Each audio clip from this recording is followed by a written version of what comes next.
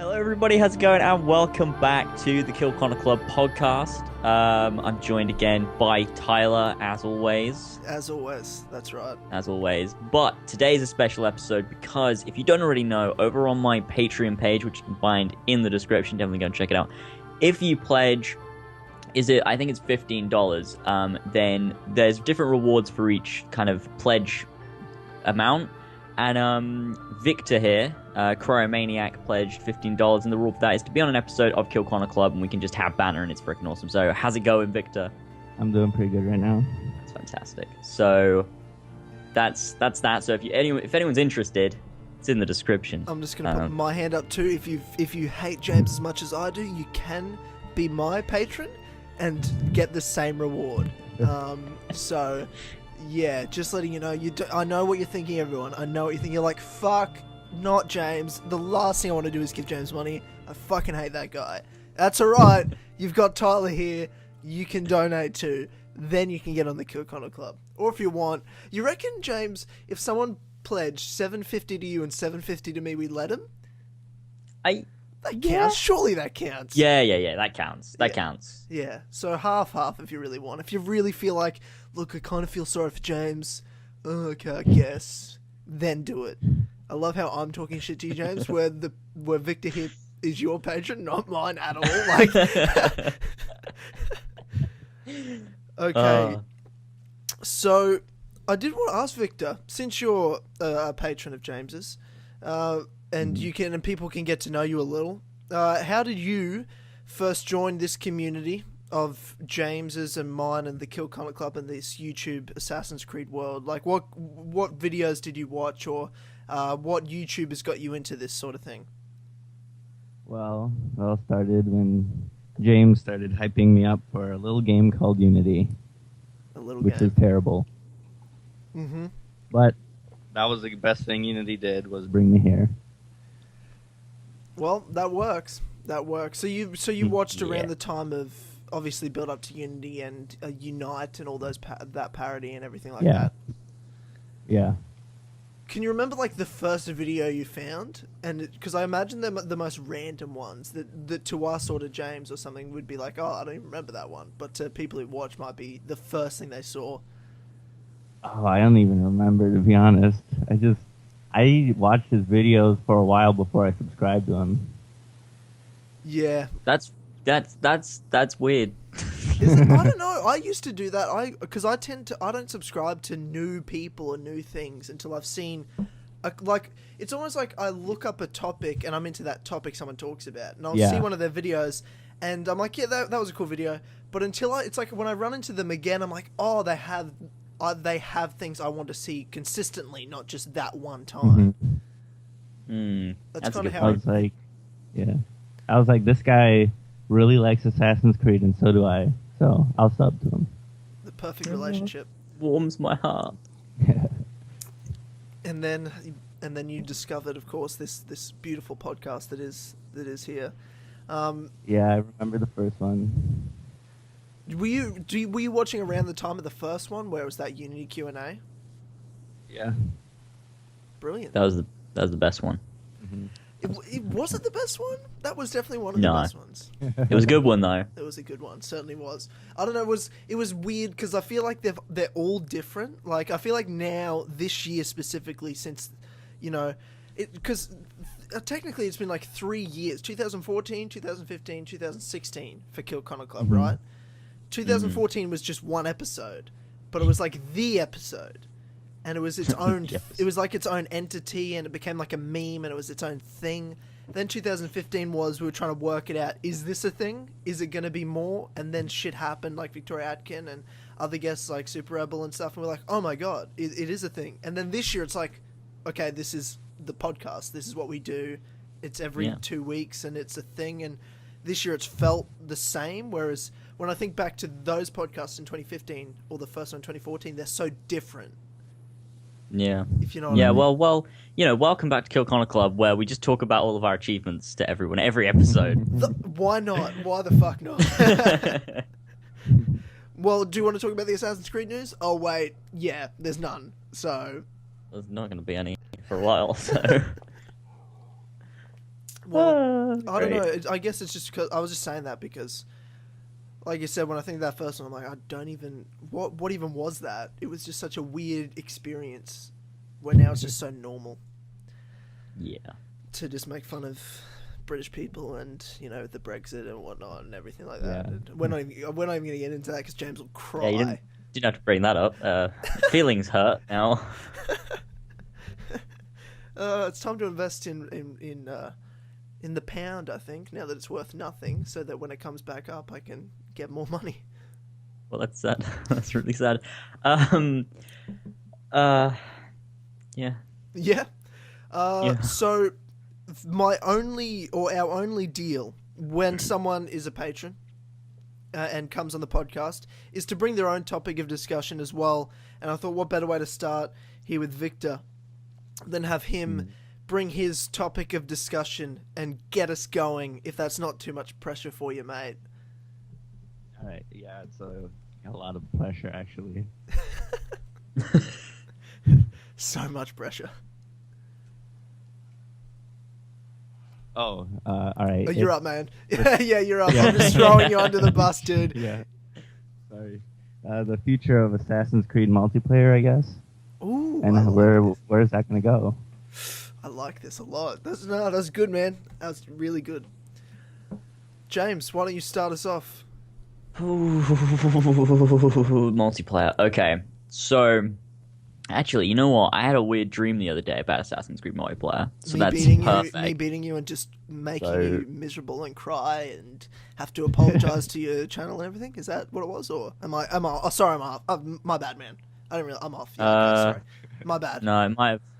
No, it wasn't. But so no, it was like this. It was like it was Unity, but it wasn't Unity. It was Empire, but it looked just like Unity. Anyways, in my dream, and I was wandering around Paris, even though I thought it was Egypt, and it was like this open world co-op / multiplayer, kind of like GTA Online, but for Assassin's Creed. Hey. And it was the coolest thing ever. But sounds fucking shit. That was my dream. Oh wait, so it's just like a free roam open world. Yeah, well, you basically so it had like the combination of the co-op mission, so it was like an open world with a bunch of people in it, and like you could go to different like mission starts. So you do like some co-op missions, then some would be like versus like the original Assassin's Creed multiplayer, and it's kind of like this weird combination of everything, but in this open world, and you kind of do stuff, and there's like all the, like the customization and like the RP stuff, and yeah, it's actually kind of interesting.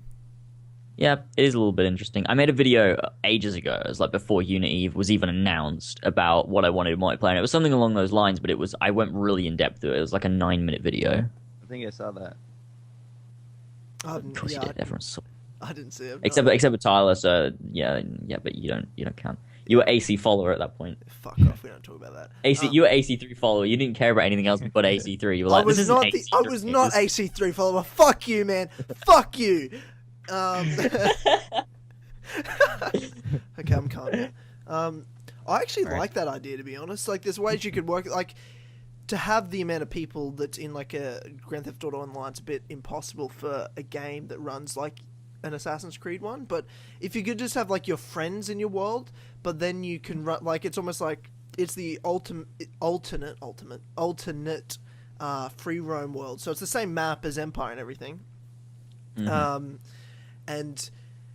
But it's just the multiplayer version. Like you said with GTA, you jump into online and you can have your own customized assassin, and then that's your multiplayer character. So that can be you can just free roam around and you jump into a co-op mission the same as you jump into a co-op mission in Unity.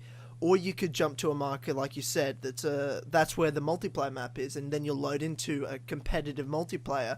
And the map will obviously be different, but it's the same. It's supposed to be based in that same region or whatever. So if you went to like an oasis in the desert, let's just use an example that's Empire, then it's all of a sudden this oasis map. It's just a lot bigger and more diverse, but it's kind of like set in that location in the story map that you jump in. So you can run around with friends a bit and do nothing, but then you have the chance to jump into and load into a competitive or load into a co-op. It's interesting. Seems like a lot of work, though.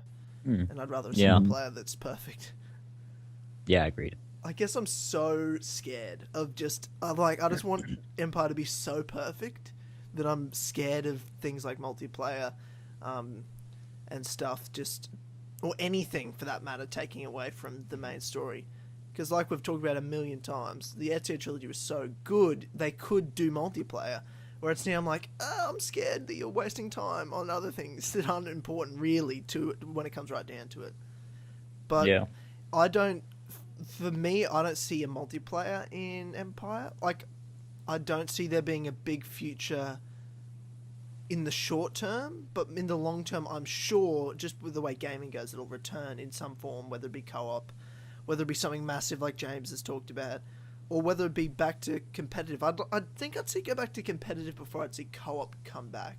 That's what I'd guess, to be honest, though. What do you think, Victor? What's your idea for the future of Assassin's Creed multiplayer, since it is your topic?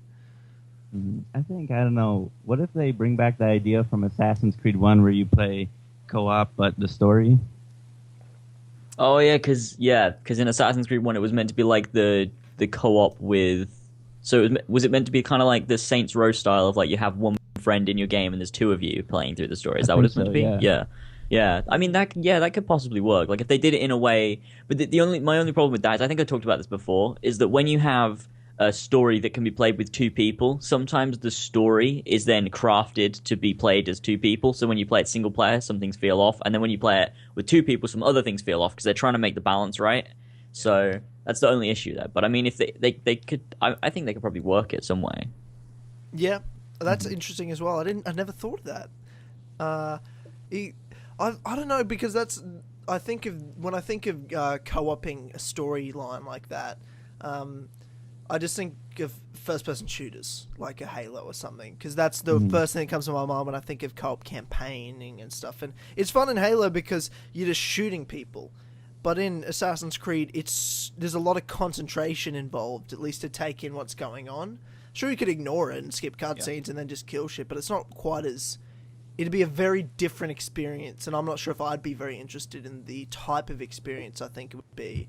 But maybe some people could draw some other people in that couldn't care less about the story, and they just want to be an assassin and jump around with their mates. So it's definitely an interesting concept and could work. I like the topic. That's good. We haven't talked too much in depth, I feel like, about the multiplayer and where it's going to go. Yeah, we've just kind of reminisced about the past. So, Victor, I salute you to that. The pressure paid off. I thought about it last night. That's right good. Before I went to bed, yeah. Is it just where you were just like, oh shit, I got this, oh god, I gotta have a topic? Oh, yeah. Oh no. Yeah. Barely slept. Oh man. I had a topic that I was talking to someone at work yesterday, the day before, and it's just the most, I don't know, it comes up a lot, and I think with our day and age of the internet, right? And it's internet facts. And it's just things that you read it on the internet and you fucking believe it. Or people just literally will believe it, and there's no research into it when it comes to politics, when it comes to conspiracy theories, when it comes to just basic knowledge. People will read something and be like, that's it, and then they'll like spew it out to other people, and people get stupider and stupider because they think things are facts and they really have real conviction behind it. And I was just like, how much does it happen to you guys that either maybe you've been caught out being like, I read that on the internet, and then you say it, and then someone's like, that you're wrong, absolutely wrong. Or you see people all the time just go, this blah blah blah blah blah, or this Tower 7 went down blah blah blah blah, and stuff like that, and then it's just like, well, okay, you're a bit too balls deep in conspiracy theories here, but you know what I mean? Yeah. It's just, no. What is up with fucking internet facts? Because that's I don't like to call them facts. I like to call them internet facts. Yeah, I don't know. I mean, I don't think I've ever done it before, but I've seen there's always that one guy that you go to school with that does it, that just is always just telling you all this stuff. I mean, like, you're wrong. It's so wrong. Like, did you even look that up? Like, what are you talking about? But they don't stop. They just constantly believe everything they read on the internet, and it's like, that's not right. Or like they'll go, you know. But the other thing, before it was internet facts, I think, you know, there was always things like this, right? But it would have been like parent facts. It's like, my mom told me this, you know. And it's become now the internet told me this. Wow. You don't need to go to your parents anymore as a kid to learn things. You just Google it because you're like, they're smarter than my parents. Exactly. In my day, there was no Google. I remember my mum telling me she knew everything when I was a kid. I remember that so well when I was like 5, and I'd go, "How do you know that?" And she would tell me, "I know everything." Do you know how much that fucks up a kid? You'd go to school or like kinder or something, and you'd say something, and then like, "That's not true." I'm like, "Yeah, it is. My mum told me. She knows everything." They just beat the shit out of you. I don't know, man. I never got beat the shit out of it in kindergarten, but, you know. Oh, really? Is that just me? Oh, shit. Oh, well, I got drowned in kindergarten. What? No, wait. What? Before that. You got drowned in kindergarten. Please tell me this story. Victor Crazy Tales. kid. What happened? What is this? I was at a I was at a pool, and I was just with my friends, and actually this was before kindergarten, so probably daycare. And I just asked this kid, "Can I see that toy you have?" And he said, "Sure." And then all of a sudden he started drowning me, asking me to give it back. Jesus and I threw Christ. it across the pool, and I cannot believe no lifeguard saw that. What What the the fuck? fuck? Like, how close to Yeah. drowning? Like, did you feel death's embrace? No, but it was scary. I must say, drowning is my worst fear. I would rather die any other way in life than drowning. Burning? No, I'd rather burn. Really? Yeah, 100%. Maybe, yeah, same. Like, burning would be way more painful, definitely. No doubt about I'd it. Burning would I be... think I'd rather drown, to be honest. Really? Yeah, see, I get that, because I get that burning's more painful, and I think it's a worse way to die, but I fear drowning more, is all. I'm more afraid of drowning than I am of burning. I don't wake up in my day going, fuck, one day I could just burn to death. So you wake up and think, oh wow, one day I could just drown to death, and you just yes, scared for I the rest do. of the Like day. I had, you know, do? I live in Australia. You know, I grew up with a pool in my backyard and beaches all around me. Like swimming and being in the ocean stuff's so normal to me my whole life. You know, Way to rub it in, Tyler. well, you know, for sure, don't live in a depressing, fucking cloudy country with no economy. And oh, sorry, I just had to. But oh god. So what I remember, my worst drowning fear was the dumbest thing ever. Had our mates, we'd play this game where, we just muck around and like try to and wrestle and fight each other in the pool, and you'd have to try to make the person just like tap out, by drowning him, right? What the fuck? But hang on, hear me out. So, like, we just muck around, and you just kind of try to grab someone until they tapped out. But we had a third person there refereeing to make sure, because we all were like, none of us want to kill each other, make sure someone's there to know they're tapping out.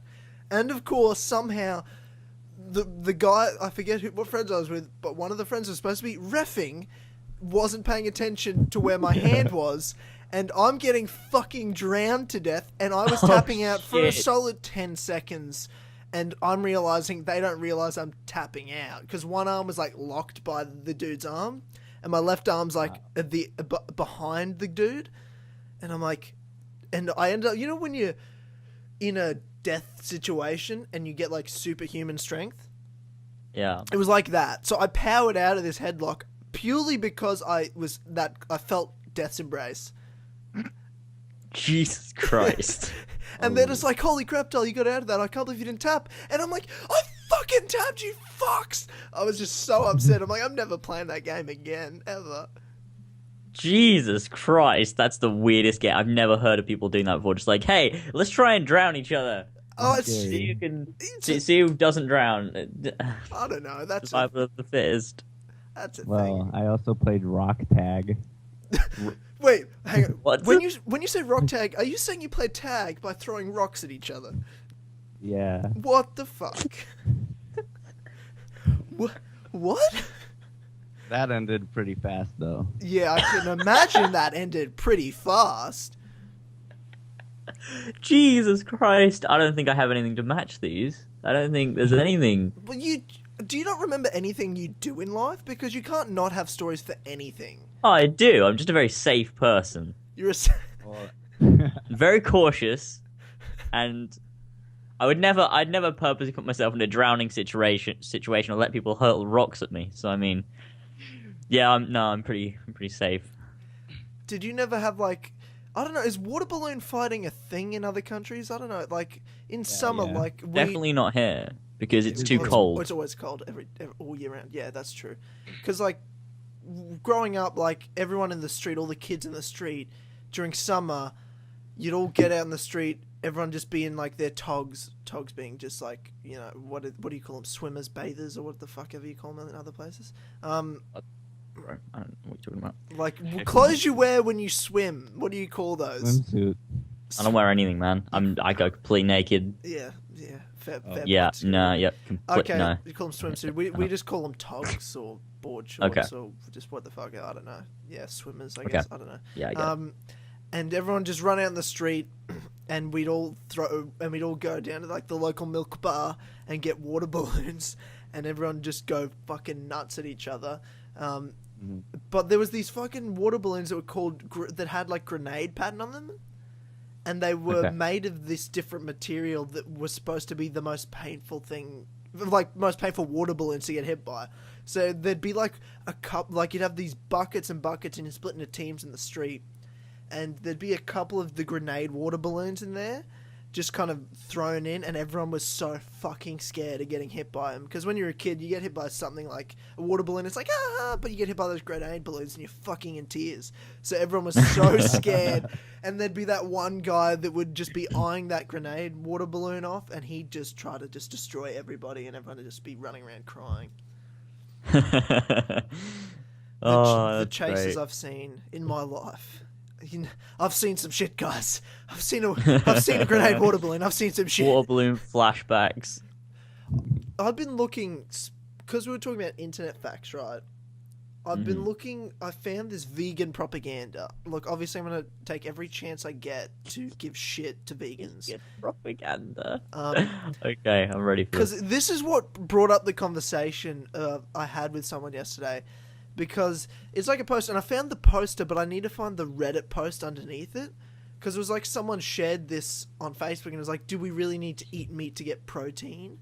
Because people are like, meat's poisonous. It's like beef, 6.4 grams of protein per 100 calories. Then it's like broccoli, 11.1 grams of protein per 100 calories. So it's saying that broccoli has more protein per amount of calories, right?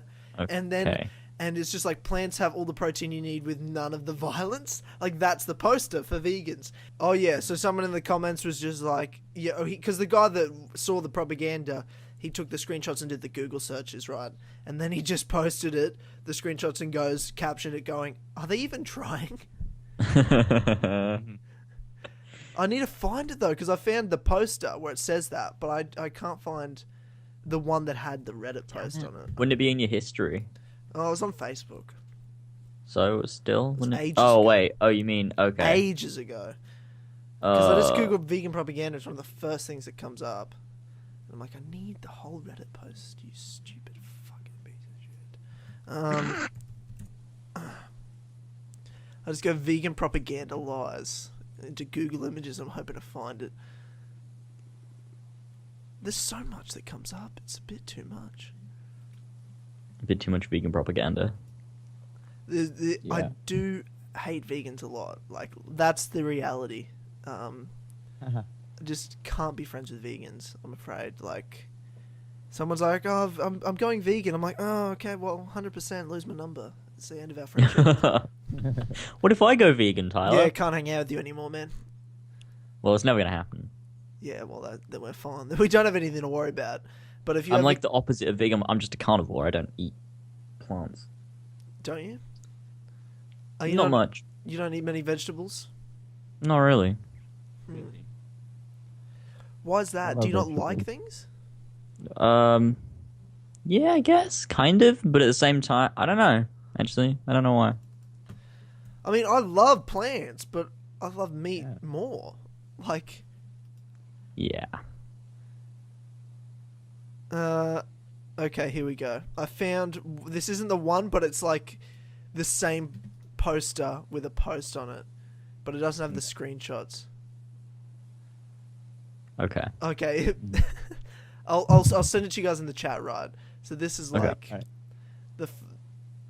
the other one that comes up is when you read conspiracy theories. Like you know how you read the coincidence conspiracy theories, and it's just like a list of facts or internet facts, like JFK died in in a Lincoln car, and Lincoln died 100 years earlier on this date in the Kennedy Theater, and Lincoln was in Monroe, I don't know, in some state, 2 weeks before he died, and JFK was with Marilyn Monroe 2 weeks before he died. I'm sitting here like, well, if you just do a quick Google check, you can debunk most of these. I'm sure some of them are true, but like they make up things to fit it. Like Marilyn Monroe died like 2 years before JFK died. I'm like, That's why I love Wotu's videos. That's why you love what? Wotu's videos. What is he? Oh, I've never watched his videos, to be honest. You've never seen the Ray Petzio podcast? Oh no, that's not true. Saw that. I have seen that. Yeah. Okay. Then in that case, you've seen one of his He videos. does like Illuminati stuff like that. Yeah, like the Like lasers, legitimate, Illuminati, or he just jokes around? Nah, he's just fucking around. Oh, okay. Yeah, look, I love all the parody ones of those. They're brilliant. They're so funny. But when you read the real ones, it's like, oh god, this is just depressing. This is just making. What is wrong? Okay, I sent it in the chat, just a picture. All right, I'm ready. And Okay. it'll be in the actual video, so people can actually see it. Okay, I'm opening it now. It's literally when you type in vegan lies, it was the first picture on Google Images. Wow. So I'll read it to everyone. So it says, it has that post I was talking about, and then it just in this, like, it looks like it just a Reddit comment section. It goes, yeah, no, in 100 grams of steak you have 25 grams of protein. In 100 grams of broccoli you have 2.3 grams of protein. 100 calories of broccoli is 295 grams. 100 calories of steak is 36 grams of steak. And in 36 grams of steak, 100 calories, you get 9 grams of protein. And in 295 grams of broccoli, 100 calories, you get 8.3 grams of protein. Case closed. I'm going to go eat some steak. Wow. It's my favorite fucking picture now. That's my new favorite thing. That's amazing. But internet facts, like, no one Googles things. They'll just see like a photo with a quote on Facebook and be like, I'm going to use that for life. And they'll like it and share and be like, oh my god, preach it, sister. I'm like, shut the fuck up and Google it. Preach it, sister. Like, I always see Is that girls, your new catchphrase, Tyler? preach it, sister. Well, it's going to be my catchphrase for the rest of the podcast now. I'm going to, whenever I agree with anything you two say, I'm going to be like, preach it, sister. That'll be my thing for today. Oh god. But that's where internet facts just destroy me with shit like that. And it's just, one, if you're just somewhat educated or well-read, or you at least are willing to Google something, just be like, I don't know if that's true, or that's insane. If you go on Facebook and you see something, you go, wow, holy shit, that's insane. Google it, because it's probably not true. It just probably is not true.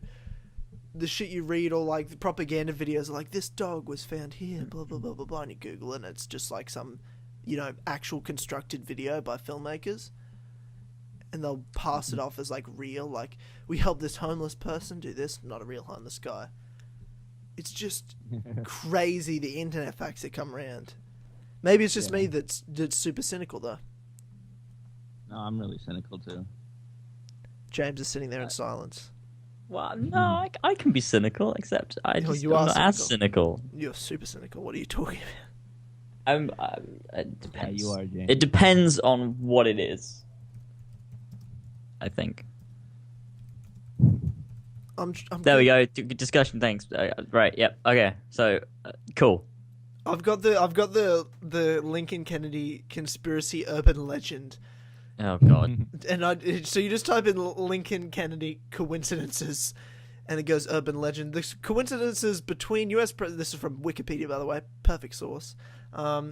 U.S. President Abraham Lincoln and JFK are a piece of American folklore of unknown origin. The list of coincidences appeared in mainstream American press in 1964, a year after the assassination of JFK, having appeared prior to that in the GOP Congressional Committee newsletter. Blah, blah, blah, blah. It's just a bunch of bullshit. Okay, so Gardner's version of the list contains 16 items. Many subsequent versions have circulated much longer lists.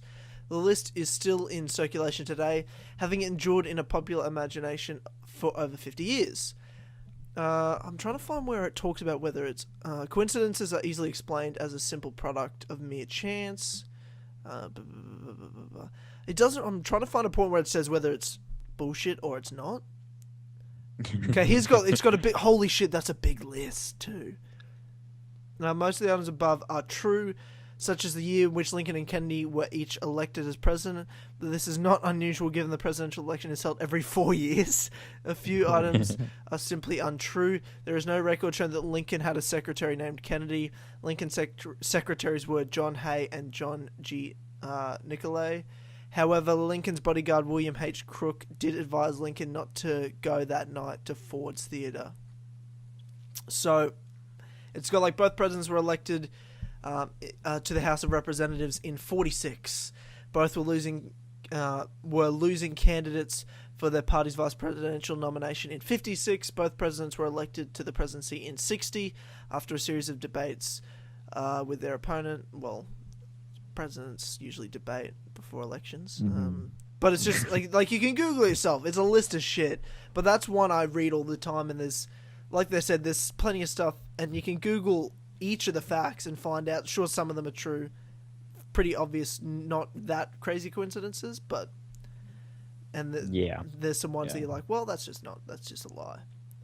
That's what I call internet facts. Yeah, those things are weird. You know, when I first found that, my gran showed it to me when I was a kid, and I was like, I was like me being me, any normal kid would be like, oh, that's really cool. I was kind of just like, are you sure that's real? Because it doesn't look real. It doesn't look real. I love how you were young enough to say that. I wouldn't have said that. I would have, if my grandma showed me something, I would have been like, my grandma knows everything. Like, you know what I mean? Yeah. But it was like, because my gran does a lot of things on the computer. And oh, really?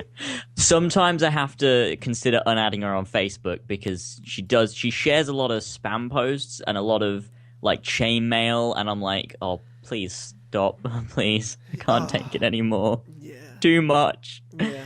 Occasionally, no, my mum's not bad. Occasionally there's a couple things she'll share and I'll be like, I'm kind of just a bit, I don't understand. You know, be like, I hate, well, you know, well, I think it's the same thing you're talking about with your grandma, where it's like, well, this is for like kids in this country or you fucking Uganda or something, and share this if it matters to you. I'm like, like, that's awesome, and I totally get it, you know, for something important like cancer or something like kids, but sharing it does nothing. I don't understand the need to share it. Yeah. I don't get like the need to. Everyone knows it exists. Copy paste this on your timeline if it matters to you. It's like the photos that say scroll by if you're heartless, like if you're a good person. I'm like, what the fuck are you talking? What does that even mean? Yeah, there's a lot of religious ones too. Yeah, like if you love Jesus, scroll past if you want to burn in hell with the rest of your fucking family. Yeah. And it's like, I don't like. Why? It doesn't make any sense. It's just based off nothing. And the people that buy into it and will be like, oh, I better like it, better share it. I don't want to burn. I don't want to burn in hell. Like I'm just like, you're an idiot. Again, it's one of those things like a vegan. You're like 100% lose my number. Yeah. You know? Can't hang out with you. You're a weird person. That's just a bizarre thing to me. Facebook. What's that? I try not to go on Facebook as much as possible. Facebook is a lot of bullshit these days. Yeah, I just use it for memes. Yeah, it's too many videos. Do you know what annoys me about Facebook? It's too many videos. It had a meme phase, and it started to destroy me. Like, when it started, it was actually photos people put up and statuses. Then it became just memes, and it fucking annoyed me. It was funny for a week, and then it was just, but that's all it was. Then it kind of gradually went into, back to kind of what it was originally, and now it's just videos. Ever since Facebook posted videos, I'm like, I don't want to use all my phone data because I'm just scrolling through Facebook and it auto plays every video on my timeline, and every post these days are videos. Yeah. I'm like, Yeah, it's annoying. Isn't that what YouTube's for? What is Facebook now? It's just YouTube, but for stuff I don't want and I'm forced to look at. Yeah, am I the only person that gets really annoyed when someone shares a video with me on Facebook, and I'm like, that's a YouTube video. Why are you sharing it with me on Facebook? Like, it was originally on YouTube, and now, like, this person has just, like, re-uploaded someone else's YouTube video to Facebook to get views, and you're sharing it with me on Facebook, and it's making me really mad because it's a YouTube video. Yeah, I agree. But then again, if all the dark internet, the deep internet will go, it was on Reddit first anyway, fuck you. It was on Reddit first. It's like all my content, it was all on Reddit first. I saw that meme on Reddit last week. You're behind Facebook. You say that to my friend just to get him annoyed, though. It's fun. You'll just go, he'll send you something. You'll be like, how funny is this? You're like, yeah, I saw it on Reddit last week. Yeah. That annoyed me. I had a mate like that. That annoyed the shit out of me because I'd find something like, dude, this is hilarious. You'll love this. And he's like, I saw it on Reddit. Yeah, it's pretty funny.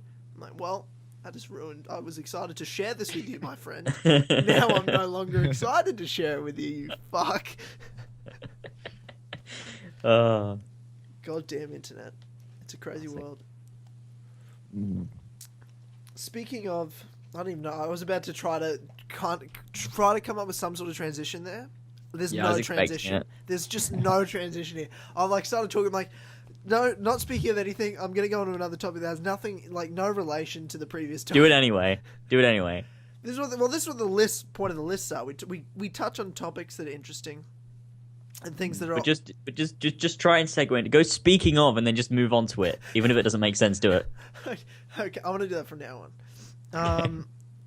I came across something, on the last podcast, maybe it was a podcast 4 with Ethan, where I came across. Oh, it wasn't even a podcast. It wasn't even Kill Con Club. It was on the E3 live streams. Oh, okay.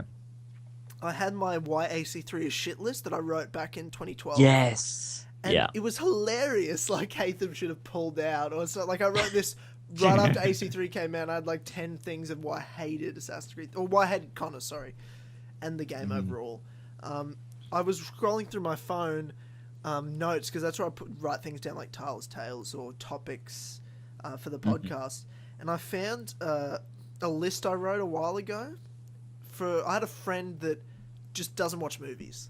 Like I met them and I talked to them, and they just like I haven't really seen anything. Like they just don't they read books. Like I'm like, what do you do with your time? I'm like, do you just hang out outside? Are you that type of person? Not really. Oh, okay. Do you read books? I guess a little. Watch TV, movies, video games? No, none of that. So you're not outside? Like, what do? Do you just sit down and look at a wall? Like, maybe I'm naive and being like I'm very close-minded of things you could do with your life, but if you don't go outside and do stuff, I'm like, well, inside, what is there? You're not going to read. If you're not reading, are you cooking things? Like, what? I don't know. I just didn't get this person. And I love those answers. What's that? I love those answers. Not really. That's me though. That's how I answer everything. When I ask you, I'm like, got a story, really. James? Not really. Not really. It's like that's not true. Know. You just don't think about it. Like I just don't have anything in my mind right now. Don't worry. There's plenty of stories. It'll happen one day. I'm waiting for the perfect mode to pounce. I'm gonna lose my shit if you have a great story. Like I'm gonna be so happy. It's gonna be the wildest story you've ever heard, man. I hope so. It's gonna be turned into a movie. Well, doubt it. Highly doubt that. And anyway, this person, right? I talked to them because I study film and everything at uni, and movies are a huge part of my life. And when I said, I'm like, so you've seen like Lord of the Rings? Nah, never seen them. I'm like, well, okay, fuck you. Like I'm like, what? There's something wrong with you. What's going on here? Watch Game of Thrones? Nah. Okay, well, Jesus. So I wrote a movie-cation list, is what I called it. Movie education. And I was just thinking, for you, do you guys, what movies do you think of when you're like, for someone, let's say, a caveman who somehow got a kind of modern brain and understood our civilization, but they hadn't ever watched a movie, and you're trying to show them what good movies are. What kinds of movies would you do comes to your mind? Star Wars? Yeah, I was gonna say that. But is there more diversity? Because I had like a long list because I didn't. It included Disney movies. It included fantasy. Ooh, Disney movies. Just Anything basic Disney. mainstream movies. Then it was more deep dramas. I kind of had a just diverse list of comedy and things like that. Oh, Jesus Christ! No, Yeah, it'd be like, I guess, like Star Wars, Lord of the Rings. Oh, fucking hell, movies. What movies exist? Shit.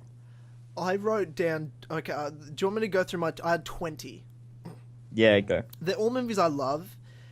Some of them are old, some of them are new, and they range from documentaries to just fantasies, comedies, all that sort of shit. Number one's Lord of the Rings because those are my favorite movies of all time. Had Inception. Okay. Yeah. Mrs. Doubtfire. Mm-hmm. Because I was around the time Robin Williams died, I think I wrote this. The Outsiders, which is based on a book, which is one of my favorite books as well. I know that. I've read that book, and I've seen the movie. James knows things. Yeah, James! Yeah. Preach it, sister! I had Troy, which is one of my all-time favorite movies ever. Directed by Wolfgang Peterson. He's the man. Wolf of Wall Street. The Dark Knight. Of course. The Breakfast Club. Remember the Titans. Gladiator. 50-50, which is Joseph Gordon-Levitt, Seth Rogen, like a cancer movie. Really entertaining. Okay. Rain Man. Psycho, the 60s black and white version. One of my favorite movies ever. West of Memphis, which is a documentary about the West Memphis 3. Unreal documentary to watch. Philadelphia, which is like a movie, I think it was the 80s. It's Tom Hanks, Denzel Washington, about this black lawyer who's representing Tom Hanks, who's a gay man who has AIDS and was fired because he's gay. But everyone's pretty much homophobic, and Denzel Washington's homophobic as well, but he kind of becomes less so from, Yeah, because he's got to do his job. That's it, pretty much. Well, he turns him down at first, and then things kind of happen, and they come... Yeah, I don't want to... then it gets into it. Dead Poet Society was one, which is Robin Williams as well. Gone Girl, which... Have you guys seen Gone Girl? No. You haven't... Oh my god! Oh my god! You don't have the spoilers for it or anything? No. Okay, what I'm going to need you both to do today is watch that movie, because Okay. if you get spoiled, anything spoiled for you in this movie, the whole movie experience is ruined. Okay. Because I don't even know what it is, so I mean, it is. I'm all good. It starts off as one type of movie and then becomes another movie. It's a murder mystery, is all I'll say, and it's Ben. Jesus Christ, I got the name. Okay, so it's Ben Affleck, right? And his wife disappears. Then this murder mystery movie starts, and it becomes something like, I remember watching in cinemas and hearing based off a book, and I was with Harlan, my brother at the time, and we get halfway through the movie and all this stuff happens. We're looking at each other every 5 minutes from that point on to the end of the movie, going with jaws dropped, like, what the fuck is this movie? Oh my god! It's a movie experience that you really have to, like. It's best when you don't know anything and you see it the first time. Like, it's an experience movie. Okay. More than, like... And that's why I put it on there, because it's not just, like... There's plenty of good murder mystery movies or, dramas. But this is a movie, like, you need to watch it. It's about the first time you see it. It's not about, like... Lord of the Rings I can watch 50 times. Or this I can watch a bunch of times. Nice. This is a movie you need to watch once, and you need to not know what happens. Okay. Then I had Schindler's List... Interstellar, and Joe Dirt. Okay. Have you guys ever watched Joe Dirt? No, I have not. Someone fill me in. My god, oh my god, it's David Spade, and it's just a white trash hillbilly with a mullet, and he's born, and and he had like skull injury, so his parents had a mullet wig surgically put onto his head, and he never cut it. He just kept a mullet his whole life, and his parents left him at the Grand Canyon, and it's the story of his life. Like, he's a janitor at a radio station, and they get him on the radio, and he tells the story of his life when he was abandoned, and he spent his whole life looking for his parents. It's the most like heartfelt movie, but also one of my favorite comedies ever. It's amazing. And then they made a second one like 10 years later that came out last year, and I haven't seen it, and it looks fucked. Like, they've ruined everything. Yeah, it looks terrible. Yeah. I don't want to watch it. I don't want to ruin how amazing Joe Dirt, the first one, was. It's one of my favorite movies ever. But that's my moviecation list. I tried to hit like a diversity of all types of experiences movies and all types of genres of movies. I think that was a pretty decent list. The people can judge it as they want. Yeah. What movies comes to your mind? Or was there movies on there that you're like, I haven't seen, I need to see it? I don't know. I don't remember the list. Okay. It's gone now. Victor seemed to have seen more than you had, James. Yeah, definitely. I think so. Yeah. I think James needs a moviecation. I do, actually. Yeah, that's a point. Have you both seen the original Psycho? Yeah. Yeah. Okay, well that's good. Because I didn't see that till maybe 3-4 years ago, and it's what became one of my favorite movies, because I love horrors, but you know when you watch it, you're like, oh my god, this has every horror movie cliche, but then you realize this is the first one that ever did it. And that to me was so insane. I was like, oh my god, this is every horror movie cliche, but it is the start of it all. So I have a lot of appreciation for that. Plus, there's so many great ones on there, but then again, it's my opinion, and everyone will be like, fuck, it's shit list, Tyler. I didn't have Star Wars on there, though. But that was before, that's weird. But that was before Force Awakens, and I'm still salty about prequels, maybe? I don't know. Because I think Lord of the Rings and Star Wars are the same genre, and I'd rather someone watch Lord of the Rings than Star Wars. But Whoa. What? Lord of the Rings over Star Wars? Any day. It's not even close. It's not even fucking close. Yeah. Lord of the Rings is so far superior in every way to Star Wars, in my mind. I've seen Lord of the Rings way more than Star Wars. Yeah, 100%. Fuck this. I'm out of this podcast. Lord of the Rings literally shits in the mouth of Star Wars. Wow, that's evil. Don't say that. Yeah. No, I'm actually mad. I'm triggered. Fucking hell. Got a Tumblr. Shut the fuck up. Every fantasy of today, like Game of Thrones, is built because of the legacy of Tolkien and Lord of the Rings and The Hobbit. Yeah. I'm upset. But I love fantasy. Like, my favorite show is Game of Thrones, and my favorite movie is Lord of the Rings, and my favorite game is Skyrim. Like, you know, it's the type of shit I like. Like, that's my shit. So, I am biased for those types of things. Yeah, makes sense. I guess. Above all, is there any movies that I didn't say that comes to your mind when you think moviecation, that sort of stuff? Nah. Not really. Oh, there's the answer again. Not really, man. Not no. really. Preach it, sister. I just drop this whole list, and you guys are like, nah, I'm just... Well, you kind of nailed it, you know? Yeah. I know I'm awesome, and I nail it, and I've got a positive attitude, strong jawline, just full neck, and just, like, obviously in every way, sparkling blue eyes, just golden blonde hair, and, you know, just obviously the best-looking person, you know, on the podcast out of the two hosts. But, like, I know I nail it in every way, but, like, come on, James. Let me think of one movie. Hold up. Let's see. I'll think of one movie to blow your entire list out of the water. Hold on. I got it.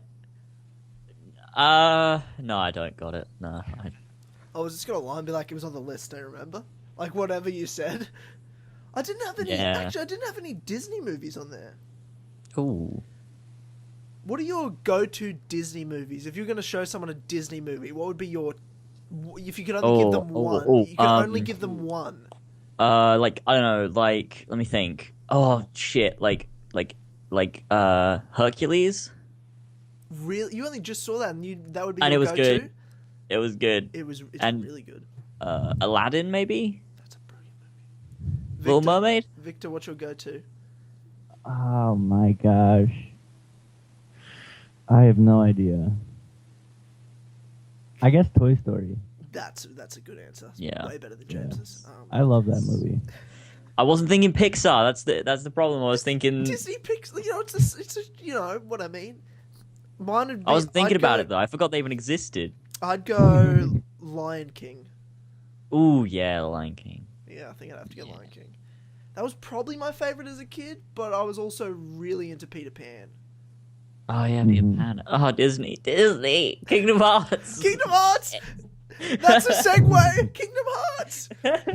That is a segue though into a topic. Speaking of Kingdom Hearts, because James, on the last podcast, you have convinced me to get a PlayStation 4. Oh yeah. I will this year get a PlayStation 4. I literally went because there's end of financial year sales at the moment here, and I went into stores looking for prices for PlayStation 4s. I almost impulse bought one the other day. Ooh. And I'm thinking Kingdom Hearts 2.8 and the rumors of them porting over 1.5, 2.5 as well. So I'm like, I need that in my life. Plus, I wanted to ask, but Victor, what console do you play? Or are you a PC master race? PS4 and PC. Okay, so 50-50, half in, half out. Okay. This is more like 33-33 though. What? Because there's 3, isn't there? So it's like PS4, Xbox, PC. So it's not 50-50. It's like 33.3, 33.3, and 33.3 because you're trying to divide it into 3s. Yeah, but is console have and an PC Xbox. really? You're an awful person, James. Oh, you have an Xbox? No, well, I had a 360, but I sold that. Mistake, big mistake. Yeah, I have every console except for like the old consoles. I don't have those anymore. You don't have a Wii U, do you? No, I don't. That's the one I don't have. I have everything else. I have the PS3 for Xbox 360, Xbox One. I have a normal Wii and I have a GameCube. I don't have a Wii U though. Oh, and I also have a PSP and a PS Vita and a DS. So do you have a play 3DS? Uncharted Golden Abyss. I don't have a 3DS. No. Uncharted Golden Abyss. Was that a PS Vita PS game? Vita. Yeah. Oh, fuck that. That was my first Uncharted game. Yeah, same. Really? The Yeah. Vita one. Interesting. Yeah, because I didn't have a PS3. I had an Xbox 360. I bought a PS3 after the Xbox One came out because I wanted to play the Uncharted games, and they ended up remastering after I played them. And then also Kingdom Hearts. So. Interesting. So then I can ask, since Victor also plays PlayStation, I can ask both of you. Let's start with Victor. I'm going to get a PS4. Give me the exclusives. Give me the games that I can only get a PlayStation that I need to play. I'd say Uncharted 4, definitely. I love that game. Uncharted 4? Yeah. Yeah. That's top of my list, to be honest. That and 2.8, Kingdom Hearts 2.8 are the two top of my list. And I'll get the whole Drake's collection because I've never played an Uncharted game, but it looks great and I'm sure I'd love it. Yeah. It's so good. Well, no one's played it yet, but I'd say Spider-Man for PS4. I think that looks amazing. The trailer did look good. Yeah. Okay. Jeez. Exclusives. I don't have my PS4 with me, so I can't really think of any. Okay, let me just not Googling or anything. Yeah, I can hear you typing that on your computer. No, I'm not. I don't know. Yeah, preacher sister. Not Googling anything. Okay. So PS4 exclusives. I'd say obviously Uncharted, all the Uncharted games, because that's pretty much amazing. top. That and Kingdom Hearts are the two guaranteed on my list. Gonna get when I get a PS4. Yeah, definitely Uncharted, definitely Kingdom Hearts. The Last of Us remastered is just beautiful. The story of that is so good. The thing is, it's not about, but it's not about. But it's not necessarily about the zombies. It's about everything else that happens in the world, like between the characters. The story is so good. It's post-apocalyptic, generic. I think, but it's so good. I didn't really like it that much. It's so good. Don't ruin it. It's just not my thing. I respect it. Fine. And it looks well made. Fine. And for people that are into that, I'm sure it's like the greatest game ever, and I can appreciate that. It's just not my thing. It's not made for me. You haven't played it. You wouldn't know. Yeah, I would. Look, you can just. I'm not going to play every zombie game so I can say I hate zombie games. I don't need to play everyone. How many have you played? Enough. I don't know. How many? Give me some examples. There's a million zombie games. I played it. Give me some examples, though. Give me some examples, though. I played Left 4 Dead 2. Didn't give a shit. I played... Well, that's shit, though. Well, not according to zombie fans. Yeah, but those people don't count. Well, okay. Well, that's my brother who played it non-stop, so... Yeah, okay. Then again, that I also told him his opinion doesn't count a lot growing up, so... Yeah, fair point. Sorry, Holland. What others? Fuck, every zombie game ever. The only one I kind of likes, the only one I liked, Fallout 4. That's the only one I've It's not really a zombie game, though, is it? Post-apocalyptic game, I should say. Okay. I don't know. What are there? Have you played Undead Nightmare for Red Dead? Yeah, wasn't a big fan of that. And Red Dead. Oh, it was so good. Red Dead is my second favorite game of all time, and Undead Nightmare I didn't like because I don't give a fuck about it. I hate zombies. It was so fucking boring. Never played Red Dead. You never played life, man. Then. Yeah, I really want to get it, but I need to buy an Xbox 360 again. Well, you don't. We've talked about this. I remember on the James's 24-hour live stream, there was a big argument about it. You don't sell old consoles. It's a mistake. It's a mistake. Yeah, this is something that we brought up, and then people were saying, "Shut the fuck up, James. People don't have as much money as you. Sometimes they need to sell their old consoles with all the games they invested all their time in and like playing, and then they miss them when they sell their console. Sometimes they need to do that, James." I'm sorry, I went off on one, but it's like, you should just save money and get a console a little bit later on, and don't sell your old one and keep it, because there's so many good games on it that you need in your life, like Red Dead Redemption. That's true. I don't like. Yeah. It didn't even come to my mind. Oh, then again, my brother and I shared a 360, but it was my brother's. So when I moved out, I literally bought my own 360. I went and bought one. I already had an Xbox One. I bought a 360 because it's not a question. How am I supposed to play the Ezio trilogy? How am I supposed to play old Halo games? Well, thank God I got a Master Chief Collection now. But there's so many games like Red Dead and stuff and Skyrim as well. Though there's obviously the special edition coming this year, and heaps of games that I just can't play on the one. So, I mean, it wasn't a question in my mind. I was like, I have to have a 360 to play all that. Then again, I also, have money. So there is an argument for people who don't have money. Obviously, there's a lot the trade-in deals you get and stuff. So it's just I don't need to, at least. Though I don't feel like I would have at the same time. I mean, when the one was coming out, I just pre-ordered it and paid it off the 6 months before it came out. You just kind of I just put $50 on it every time I got paid. And it was just kind of like nothing. It was just a little bit of money came out, and then by the time the console was out, I'd paid it all. It's very easy. Yeah. But that's just me. Good. And we're not talking about PlayStation exclusives anymore because we started talking about zombie games.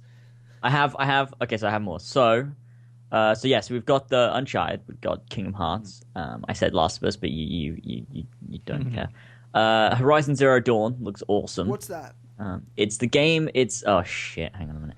It's okay. So it's not post-apocalyptic. It's post-apocalyptic. So it's after there's been like an apocalypse and the world is building itself back up again.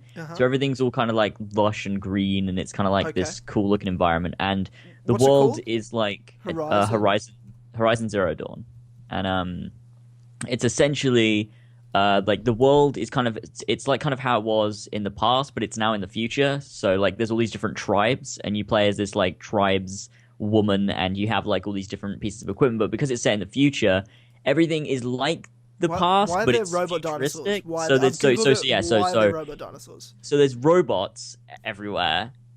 It just looks cool. I can't begin to explain it, but it just looks so cool. Like from watching the gameplay, like hunting them and like having these battles against these awesome looking creatures and stuff, and it's like the way they do it is that even though they're robots, they look and feel living, and it's really weird and cool, and it just looks interesting.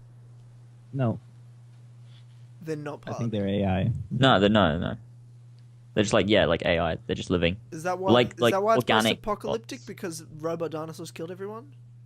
I don't know. I don't know what happened. I haven't really looked into the like backstory.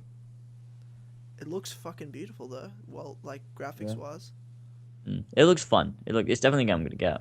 Okay, I don't know if I'll get it, but you've got me interested.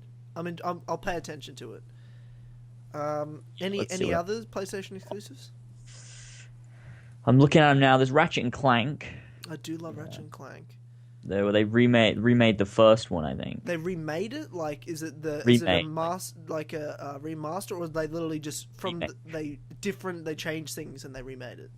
They just remade it, like, so it's the same game, but it's like kind of like the Halo ones. So it's not just like a remaster where they polish it and make it HD like Kingdom Hearts. It's more like they remade it, but remade it the same, but PS4, so it looks beautiful. Okay, I will get Ratchet and Clank.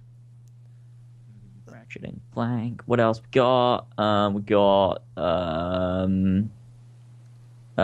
We got shit. I don't know what any of these are.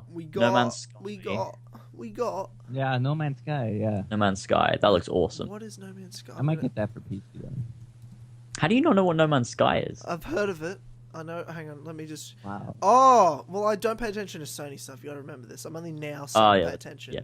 Like, I literally ignore it on purpose because I don't want a PlayStation, but I've decided I'm gonna get one. So it's like, so you got looks like Lego artsy graphics, and you got spaceships. Yeah, it's just like it's an open galaxy. Yeah, like the whole universe is like open. It's procedurally generated, so like spores. I don't want to say think Minecraft, but think Minecraft, like the way that you spawn into the world and you can just explore the world, and it kind of builds itself around you. However, it's online, so whenever you discover a planet, which is like they're all actual planet-sized planets, and because it's procedurally generated, they can do it because all the data is stored like in maths and stuff. So when they need to recreate it, they can recreate it and put it back into the world. So it's only the part around you that's kind of being generated as you're in it. So it allows them to create this massive universe. So and space battles. So it's huge, like exploration. All planets are different. There's different forms of life. When you find stuff, you can like name it so everyone else can see it when they come across it. And as you go through the world, it creates itself, but then it stays like that. So the universe is created. And the whole goal is to get into the center. And it's also all online. So, and they've said because it's so big, it's not likely you'll see anyone else, but the possibility is there that you're all playing in the same universe. Holy shit! So it's that big that they're just like other people are playing, but there's a possibility. It's only a possibility that you'll see other people. Yeah, because it's massive. It's just this massive thing. Longer than our sun's lifetime to go to every planet. Bullshit. Because it's just that big. But the thing is, because that's not true. But no, because the reason it's like that is because it's procedurally generated. It so would they take don't have 10 billion years to experience their game. Is that what they're saying? Yeah, because I think they said quintillion. It's because really? Holy shit! It's because they don't have to go in and handcraft the planets. They just create assets, and then the game takes what they need and it puts it together and makes a different world every time it does it by rebuilding things and remaking things, doing with what they've made. It's kind of the same way Minecraft works. Like Minecraft world goes on forever and ever and ever, but that's because they've just got the set, maths in there to keep doing it. So that's what No Man's Sky does. Oh my god.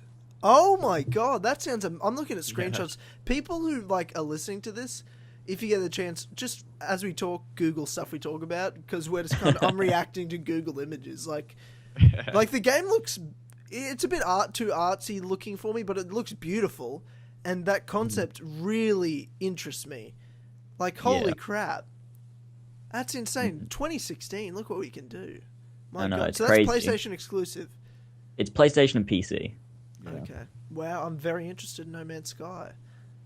Yeah, it's like it has like its own economics as well, and different races. And when you encounter races, they speak different languages, and you have to when you level up, you have to learn the different languages so you can interact races? with different races. So it's almost like a single player experience. Yeah. So there's AI that's you can buy things and upgrade your armor and weapons and your ship, so you can travel to different places. Like upgrade your warp drive so you can get to further solar systems and stuff. You've sold me. I'm balls deep in No Man's Sky right now. It is incredible. Yeah, it's coming out in August. In August, holy shit! I better. It was meant to be out today, I think, actually, or around now, but they delayed it a couple of months because they weren't done. Holy crap! Wow, and that's it's really an indie exciting. game too. It's developed by an indie studio. Yeah. Really? Like 4 people worked on it. Yeah. 4 people worked on this game. Something like that. It's a very small company. Hello Games. Actually, kind of concerning though. Because then I'm starting to feel like, even though, like they said, it's going to take that long to experience the whole world, there's a lot of just you're seeing the same stuff over and over again because they'd create assets from what they've and then shown, they'd just be like duplicate. Yeah, but it's like from what they've shown so far, because they've shown a lot of different planets, and it does look very, very diverse. Like, there's probably a chance that you will see a couple of planets at the same time, because it's the way that it does it is it's going to try its best to kind of do it. But I guess when the game's out, they'll perfect it and update it so that those things don't happen. It's kind of like with Minecraft, like. Yeah. When that first came out, it was it was like really good, but then it kind of they had to keep updating it to keep it so that they made it the best that it possibly could be. Right. Not that I like Minecraft. Holy shit! Well, you were so obsessed with Minecraft for a while. So I love was, Minecraft. that. Yeah. I still think Minecraft's a great game. I don't want to play it. I've played enough of it. Yeah. Agreed. But Holy crap. so that's basically everything. That's everything I amazing. can think of. But yeah, No Man's Sky is one of the biggest ones that I'm fucking excited for. Can't wait for that. Mm-hmm. Holy crap. I'm really shocked at how amazing and excited I am right now. Wow. Yeah, no, that looks awesome. I'm 100% getting No Man's Sky if I get when I get a PS4. The space battle, so when I see space battles, they're talking about there's only a chance of seeing other people. Are the space battles players playing each other, or is that No, it's AI. Holy shit! Fucking crazy. Mm. That's so crazy. 4 people. That's insanity. And you build your own ship, I'm guessing, and wow. You upgrade it, like make it how you want it, stuff like that. Depending, because you can play like the game how you want. Like you can be an adventurer or like like a merchant if you want, like selling things. Yeah, like stuff like that. I'm Tyler the merchant. Fuck yeah. off. No one's playing as a merchant. Tyler the merchant. Yeah. I want to make some merchant character. Make a good business with good customer service to other players. Fuck off that guy. But yeah. Is there any other exclusives? Because I'm excited right now. I want to hear more. Give me more. I think there probably exclusives. is, but I can't think of any. There's obviously those ones they showed at E3. Can you think of any more, Victor? God of War, I guess. I never played those games though. Yes, I've never played them But that either. look good. I think Yeah. it might be open world. Might be a good place to start with this new one, though. Yeah. Right? Yeah, because people are calling it God of War 4, but it's not God of War 4, it's just God of War, isn't it? Yeah.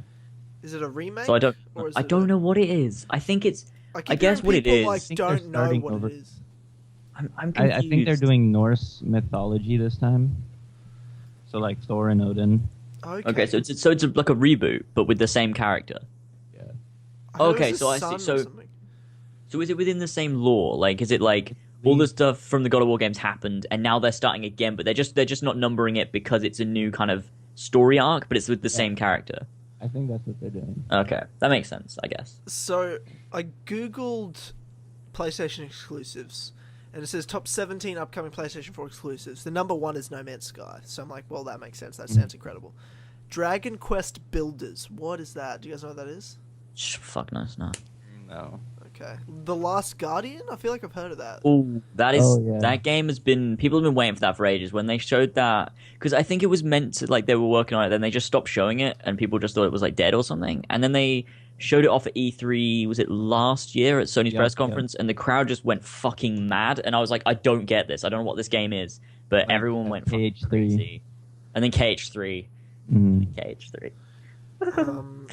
What remains of Edith Finch? That looks weird. That looks like a very horror, like, just not my thing. Horizon Zero Dawn, interesting. God of War, which, like, the character doesn't even look like the main normal God of War guy. Is it supposed to be the same guy, or is it his son? No, it's the same guy, isn't it? Kratos. He's just older. Yeah. He's just old. Just So has it a is. beard. Oh, so he's older. So it's like a sequel. Yeah. That's so confusing. I need someone to explain this to me that knows. I think it's just a sequel story arc to the original story arc. So they've got two sets of God of War games that carry on with each other. Greek to Norse, Yeah. I guess. Yeah. Okay, I see what you're saying. Oh, yeah, okay, I see what you're saying. Yeah, that makes sense. So different types of mythology, but it's like, this is that story arc, this is this story arc, and we're going to give it its own number. Yeah. But the past still happened. Yeah. Yeah. Or it's just setting the characters in a different type of folk tale, like you said, the Norse to Greek. Okay, I kind of get it. That makes kind of more sense. Then it's got 7 as Spider-Man, Okay. Oh gosh. which I talked about. Death Standing, which was that Weird Kojima Hideo Kojima game, yeah. Kojima. one, which I didn't realize was an exclusive, and it kind of looks weird. I don't doubt I'll get it. I don't play any of those weird horror games. Days Gone. Yeah. Days Gone. That looks oh good. yeah, the zombie game. That looked great. For a zombie game, it looks amazing. I will admit, when I'm watching, I'm like, I don't want to play it, but I'm like, wow, for a zombie fan, this is probably like the masterpiece, right? Mm-hmm. Like the billion zombies charging at you, and that guy's just like, oh fuck, I'm fucked. That was that, and it looked. That was the. Is that how they finished the Sony conference with Days Gone? Yeah. Yeah. Okay. Yep, that looked interesting. Not gonna get it, but it looked. What do you get when you mix Sons of Anarchy with zombies? Something like Days Gone. That's an awesome description. Oh, okay. I tell you what, I can't believe I forgot this. Crash Bandicoot remaster. Oh my god. Oh yeah, of course. Yeah. Oh my god. I'm excited for that. That's a thing. Holy crap. I'm gonna play the hell out of that. Detroit Become Human. What is that? Ooh, yeah, that game looks awesome. Game looks cool. What is it? It's like I think it's like a murder mystery game, is it? Kind of. I have no idea because last year they showed a completely different character. Yeah, I don't know, but it's like, it's like this game where you can kind of like Heavy Rain, I think, but is it by the same different-ish. people? I think it is. I think. So. Yeah, with games like Hard Rain and Beyond Two Souls under their belt. Hard Rain? Yeah. That's what it's... Okay. I didn't like Beyond Two Souls that much, but this game looks nice. Okay. I mean, yeah... I mean, I don't know anything about it. I just see a picture of a guy in a suit. The graphics look nice, but I don't know. Yeah, the trailer they showed at E3 looked awesome. Yeah. It's dystopia, I think. That's where Okay. it's set, like in a dystopian society. Yeah. Mm. Okay. Robots. Like Hunger Games and shit. Yeah. Hellblade. Senua's What's that? Sacrifice. I don't know. It's number 12. By the way, this is like www.cheatsheet.com. Just plugging them what I'm reading from. It's their Okay. list. But fuck them. All they did was write games in a list. It's not important. I do it all the time, and I think I'm important. Rhyme? R-I-M-E. Rhyme is a gorgeous, Right. colourful game that tells the tale of a boy who has to escape from an island and a curse. Seems like a very artsy indie game. It's weird because some of those games I really like, and I feel like I don't play enough of games like that. You, James, are streaming a couple of them recently, like Yeah. what's it called, Gone Gone Home. Home. And Firewatch. They looked fun. Like they're short, Oh, sweet, they were fun. and a good time. Makes Yeah. you want more. Yeah, isn't that cool though? Like, it's not enough that I get something that I'm like, I want more, but I don't want more. I want more of Yeah. that experience. I don't want more of that game, if that makes sense. It's like they satisfy yeah. you enough, but you want to play games like it. Yeah, it's like I just want more of that because it's just so much fun just to be able to sit there and just play a game. It's just really chill. Like you can just like with Firewatch, it was just a lot of wandering around, but it was the conversations between the two characters and developing that like relationship and furthering the story and making you interested. It was like, it's just so much fun. Is it the fact that you don't need to take it as seriously as a lot of other games? You can kind of just, like you said, chill. Yeah, I And you think don't so. need to take it seriously. Like, I want to be killing people or shooting things. It's just kind of like, no, I'm just cool walking, and I can kind of do other things while I'm doing it. You know, I can listen to a podcast, or I can just kind of talk to someone whilst listening to the game or whatever. Yeah. Interesting. I need to play more of those. Yeah, I definitely don't. I do want to play Gone Home. Yeah, that's a good game. Let It Die. Don't know what that is. Okay. Skip that. Wild. Don't know what that is. I don't know what any of I've these heard of are. that game. That's weird. What's is it it? like, Victor? I think it's like you can become any animal or something. Does look like an animal What? game. Yeah. I'm gonna Google It this looks shit. like it'll be fun for like 10 minutes. But Yeah, like Steep.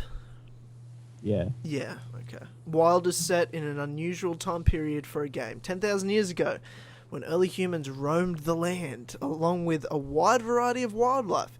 Crazily enough, in this game, you can play as any creature you want, including humans, horses, sheep, and even fish. Beyond that, the game world nice. is said to be as big as an entire continent of Europe, and features What? dynamic seasons and weather systems. Well, if- I'd love to play as a horse. if- So. Yeah, I'm It's sure. more like a tech demo than a game. Okay. Hmm. Interesting. Yeah, I'm looking at the trailer now. So Wild. Okay. Why is it? Yeah. Then it's everything. From the sound of it, everything is like nothing else out there. It's a game that contains the entire universe from galaxies and so on. What is up with these games being the biggest things ever? What's going on? No idea. I think everything also, you can like become anything. What? I don't want to become anything. So you're I God? know. It's God Yes, you Simulator? can become like a piece of paper or something, or a planet. It's kind of dumb. It's kind of dumb. Everything. God I'm looking at it Simulator now. 2016. Oh, it's... Yeah, I can... Okay. What? Oh, this guy's playing as a lamppost, right? It's really... And now he's playing as a tractor. What the shit is this game? I see dancing broccoli, dancing colourful balls. He's playing as 2 tractors now. Okay. Okay, now he's playing as 7 tractors. And they're dancing in circles? Is that what's going on? No, I can't drive along the street. Okay, now, okay. He's a galaxy? Okay, this is Now I've got, like, shipment containers, like, moving, like... Yeah, it's weird, man. The penis? What is this game? Okay, this is a cockroach. These are coins. It's definitely a tech demo, I think. Yeah, it's weird. It's like they're trying to show off what they can do, but it's not really a game. It's kind of just something you can fuck up. Well, okay, why are these deer, like... That's not how a deer should move. They're kind of, like, rolling, like... Imagine, like, you know when you have, like, a square wheel? Like, from, like... When it's trying to, like... I don't know what I'm saying, but imagine a square wheel, how it moves. Kind of, like, rolls onto each side to kind of move. That's what the deer are doing right now. Oh, that's bizarre. So they're not even walking. Yeah. This is fucked. Yeah, I'm not interested in that game at all. I kind of am. I'm kind of like, this looks really fucking weird and kind of fun. Is he playing as a blood cell? I mean, if it's for free, sure, but I would buy it. Oh, yeah, I wouldn't pay for it now. Fuck that shit. Yeah, no. And then the number 17, last one, is the Tomorrow Children. Okay, I don't know what that is. Don't know what that is either. Yeah. Okay, well, that's that list. Few interesting ones. Like, I'm interested in... So, the Detroit Become Humans, I'll look into that. Crash Bandicoot Remastered, definitely going to get. Days Gone, won't get, but interesting. Spider-Man, hopefully it looks good. God of War could be a good time to get into it. Yeah. Horizon Zero Dawn, I'm going to pay attention to that. That looks interesting. The Last Guardian, I need to look into if people are talking about it. And I'm 100% going to get No Man's Sky. Yeah. Definitely. Man, Spider-Man is just I'm so hyped for that game. I love Spider-Man. I need to see some demos. I need to see some proper free roaming around first. You see what the web swinging looks like. 'Cause if it looks like the Amazing Spider-Man games, I think I might slip my wrist. People have been saying that trailer was running on a PS4. Really? Yeah. I need to watch the trailer again, though. Like, I just remember, because the PS2 Spider-Man 2 game was just so incredible. For its time, anyway. Yeah. And I never played a Spider-Man since. So I don't... Web of Shadows is great. Yeah, Web of Shadows was good. That's the only one I've played that kind of measures up to Spider-Man 2 on the PS2. I never played that. See, the graphics look insane. Like, for this PS4 one. Oh, like, it looks insane. It does, the running around looks a bit too ridiculous, but it is Spider-Man, I guess. I think they can do it because they're Insomniac. They made Ratchet and Clank, and that game looks gorgeous as well. That's true. Like, I loved all the fact that there was the skill trees, and, like, when you really think back to Spider-Man 2, like, such an old game, but that was so in-depth. Yeah, it had a lot of shit in it. Skill trees and getting your moves. Like it should have been on the PS3, that game. Yeah, it was ahead. It was definitely ahead of its time. Yeah, I'd say. Yeah, it was a good game. That was such a good... It still is a good game. Yeah, massive map, too, for its time, and... Yeah, I need to see a demo and know how big the world is, and is it really free roamable, or is it just kind of a bit too linear? Not have another linear one. Yeah, it's not. It doesn't work. It's Spider-Man. Shattered Dimensions was so garbage. Yeah. I need to see the web swing, because no game... I mean, Web of Shadows did a pretty decent job, but Spider-Man 2 is the only one that really got the web swinging right, having, left trigger as the left web, right trigger as the right web, and you could just, like, attach to buildings, and it felt like you were Spider-Man. Whereas the other games, you kind of just attach your web to, like, the middle of the air and kind of just swing, and it just... Yeah, you can't do that. Just doesn't feel as real. Like, Spider-Man 2 did such a good job. I just hope they can pull it off again. So it's just great. Yeah, that doesn't work. You definitely cannot get away with swinging on air. I remember playing the one before Spider-Man 2, like the first Spider-Man 1. Yeah, the first one. I was like, the one before Spider-Man 2. Hey, Tyler, for sure, figure it out. I just remember the vulture part where you're in the clock tower and it's on fire. Is that the first one? Oh my god. Yeah. Vaguely That remember one. Yeah, that was a tough game to play because I was like, why am I just swinging on air? This is bullshit. Fuck this game. And you can't, and then you die if you go too low. Oh yeah, because you can't go to the ground, can you? Oh yeah, you couldn't. Fuck that game. Fuck that game. Yeah, Jesus Christ. Yeah, the second one, everyone's like, oh my god, you can go to the ground. I'm like, well, I don't see why we shouldn't be saying that. That's a scary first game. If we have to go like, you can go to the ground. Oh god. Like Assassin's Creed 1, I'll tell you, it can't swim, but like a 10-year older version of like, he can't walk. Like, he can't be a pedestrian. Oh wow.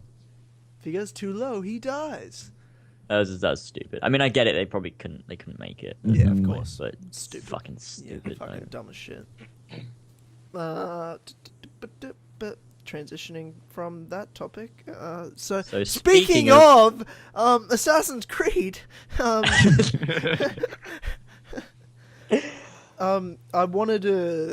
thought in terms of Assassin's Creed wise, because we can't really do news updates on the podcast and talk about new stuff happening because nothing's happening really at the moment.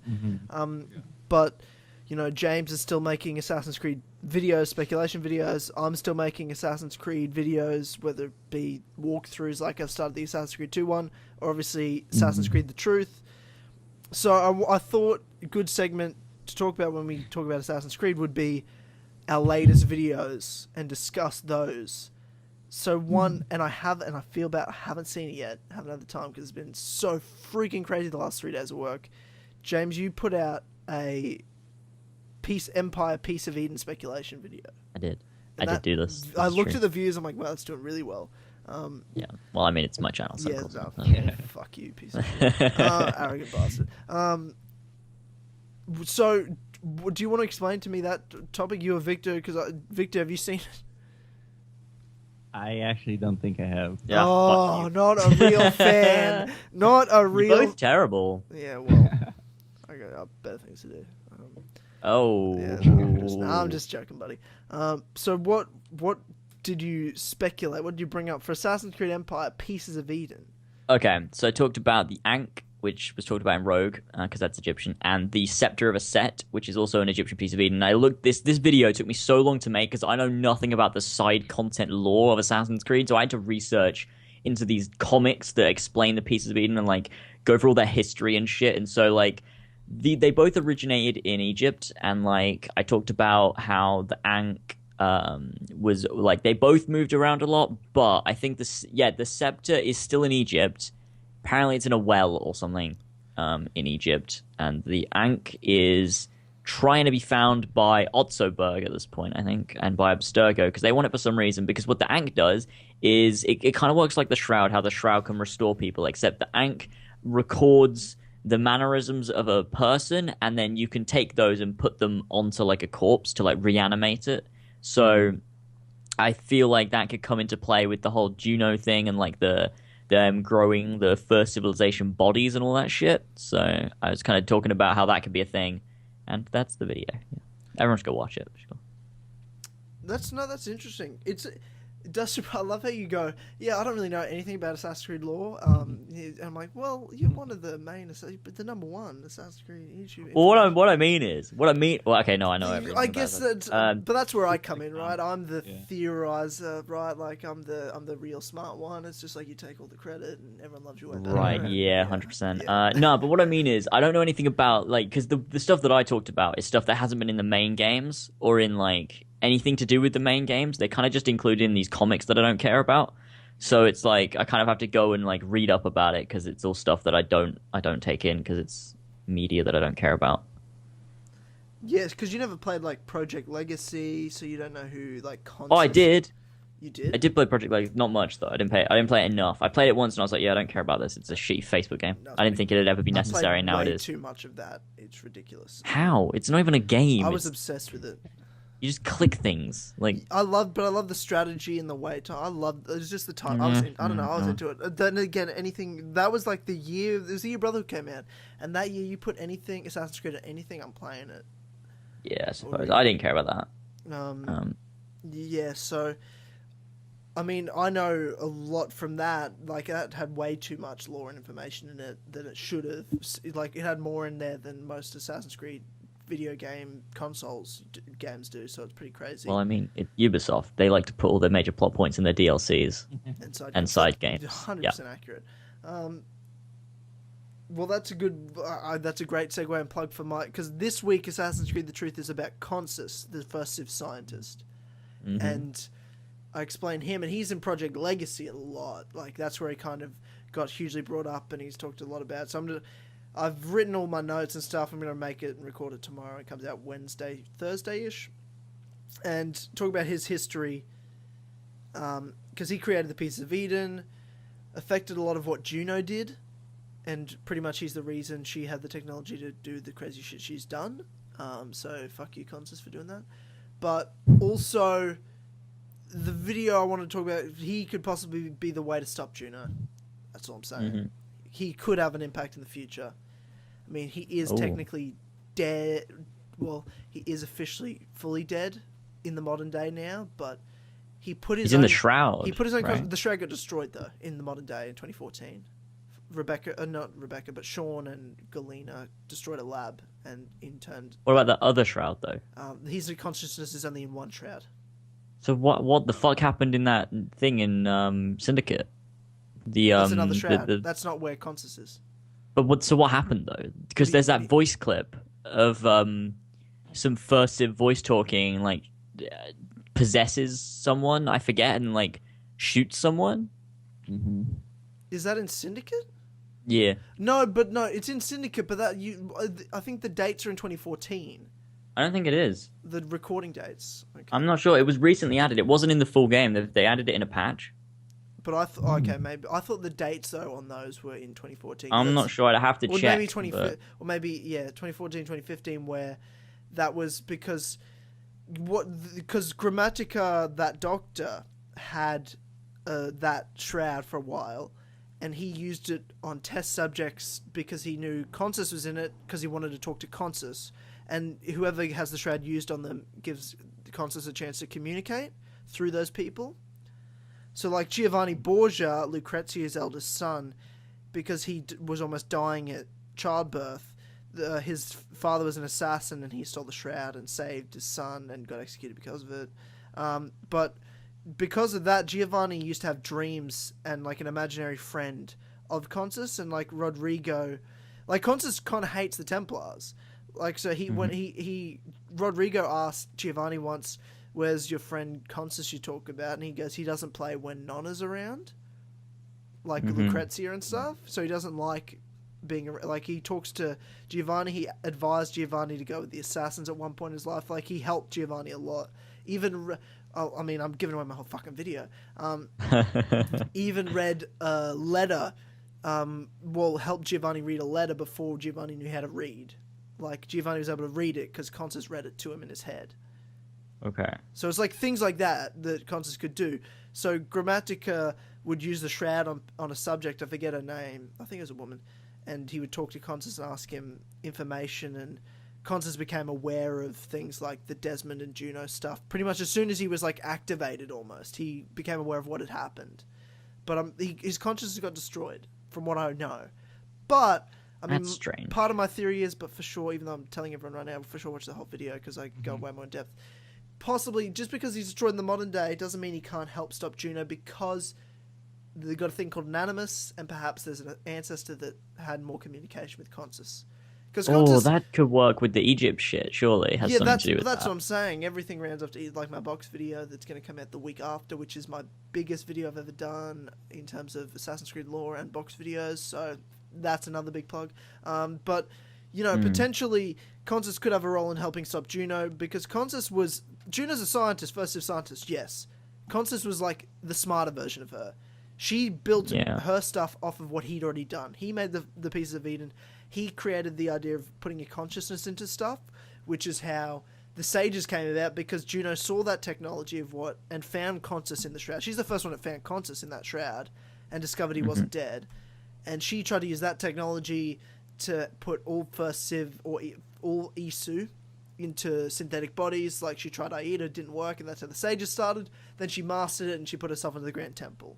Like, all that stuff that Juno's done was based off the technology of Consus. So surely Consus has a way to stop her. He would know, or at least he'd know how to. You know what I mean?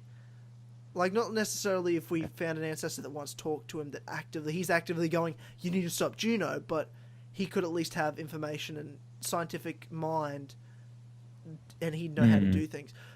Oh, fuck! Okay, I'm not even going to say what I just thought in my head because Oh, no, what did you think? No, it's for my No, box. don't. It's for my box video, man. No.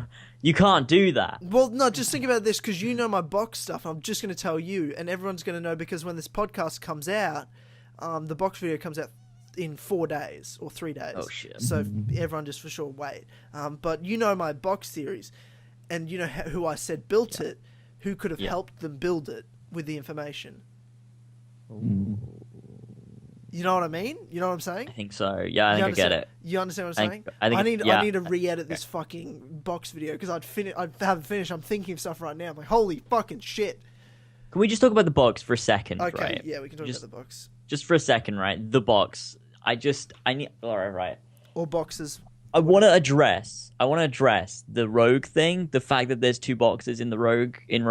Yeah, sure. What do you think? Because you're so sure there's one. Like, what? No, I'm not sure. I don't care anymore. The thing, this is what I'd like to say. I don't give a fuck if there's 1 box or multiple boxes anymore. The reason I cared so much was because I wanted what Ezio gave to be important. But my theory for Empire and what I think the box is for, it doesn't matter to me anymore. My Empire theory for the box, to me, is the most important thing. That's what it was built for. Okay. Or that's what the box is for.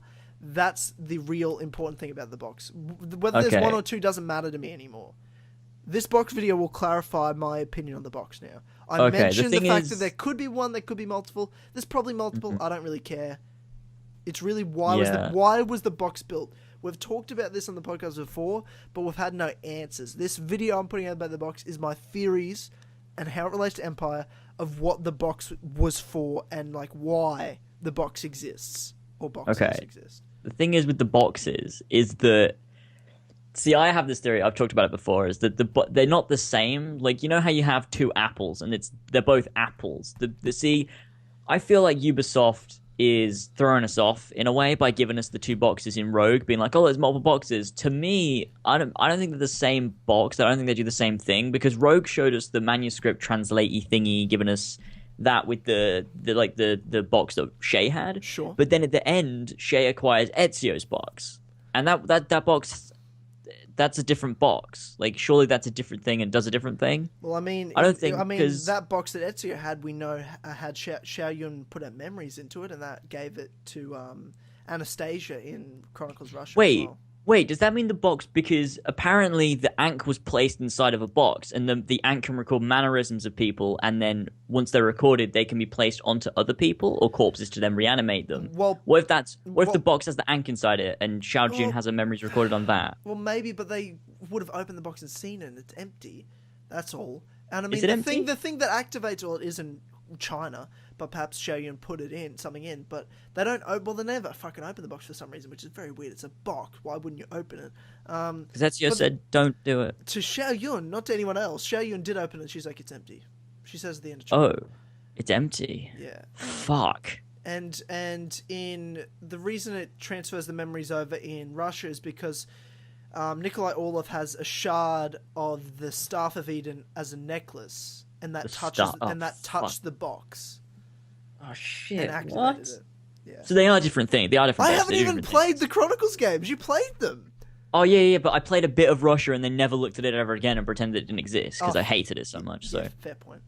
Yeah, I mean, but so hold on. So the boxes are different. So one of them translates manuscripts. The other one is Ezio's box that does something else. Maybe, but who knows if they don't do the same thing? Who knows that they are I don't different? think they do. Who knows if they? I think they're different. But the reason I don't think they're different is because it doesn't make story sense in Rogue. Like I get that maybe there's 2 boxes and you're saying they're different things, but I don't think Rogue's the thing that establishes that. I think Chronicles may establish one, Rogue may establish another box. I don't think there's 2 boxes in Rogue because this is how it literally happens. It goes, you have this box they've been talking about the whole game, and then Haytham says, "I need you to find the box," and then he finds a box. Why would they just? Yeah, be but like, it's so long later. Yeah, no, that I it's know like, that, but that's how long it took to get point- it. It just is pointless I for get it to be it, a I get different it, but- box. It's fucking but I- frustrating. I think the point is that Ubisoft are trying to give us this other box by like they're trying to make us think it's the same box, but it's not the same box, and they're doing it subtly in a way that it's like, hey, look, there's two boxes, but we're not making it so clear because you're just going to think it's the same box. Forward thinking and a lot of planning. It doesn't sound right to me. I think it is. I personally think it I is. don't- I think they've got. you I think there's more thought that's gone into this box than you're giving them credit No, for. I agree. That's what my video's about, man. Oh, ever be ready? 4 days from when this goes up. Yeah, I think. when this goes up. Yeah, I think so. I need to do some editing on it now, though, from the ideas, because possibly there's a few things. Hey, Victor, what do you think about the box? I was about to say, we've just been talking. No idea. No, no idea. I haven't gotten into the lore like you guys. Yeah, That's sad. fair It's point. really fun. Yeah, but to be fair, we also have YouTube channels about it, James. We're the We're ones a bit obsessed. we're a bit just slightly obsessed. I mean, the thing is, I've been obsessed since day one. I haven't been able to stop. It's like I got into it in Assassin's Creed 1, and I haven't been able to stop since that. Like, I still, like, me and Tyler were talking about it the other day. Like, we, even with all the, like, the writing on the walls and, like, the emails and stuff in Assassin's Creed 1, we still try and find meaning to it, even though it's completely irrelevant at this point. It's just habit. Yeah, I mean, I've gotten into it, but not lately. I need to dip back in.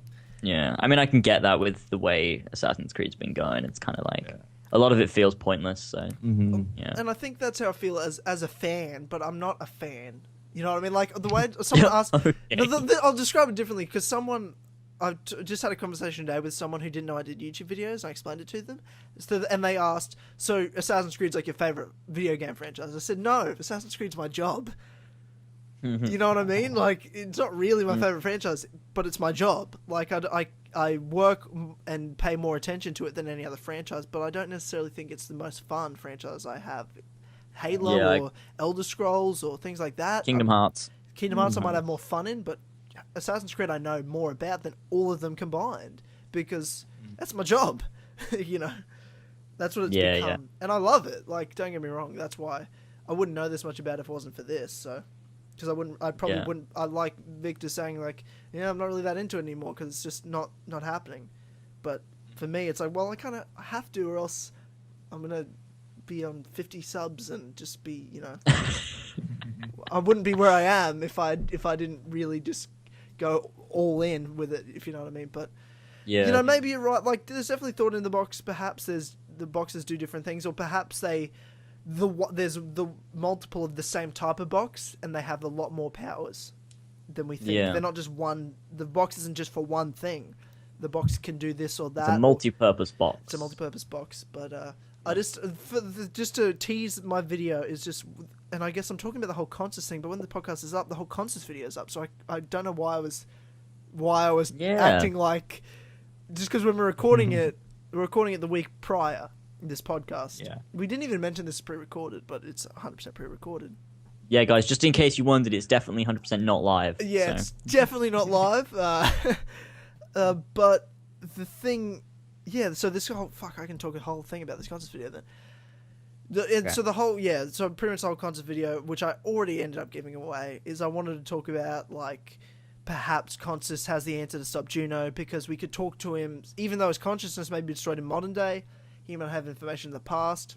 And my box video addresses why the box is created, at least why I think the box or the boxes were made, because you know, I think the thing is, we assume that anything that has powers was made by the first civilization, right?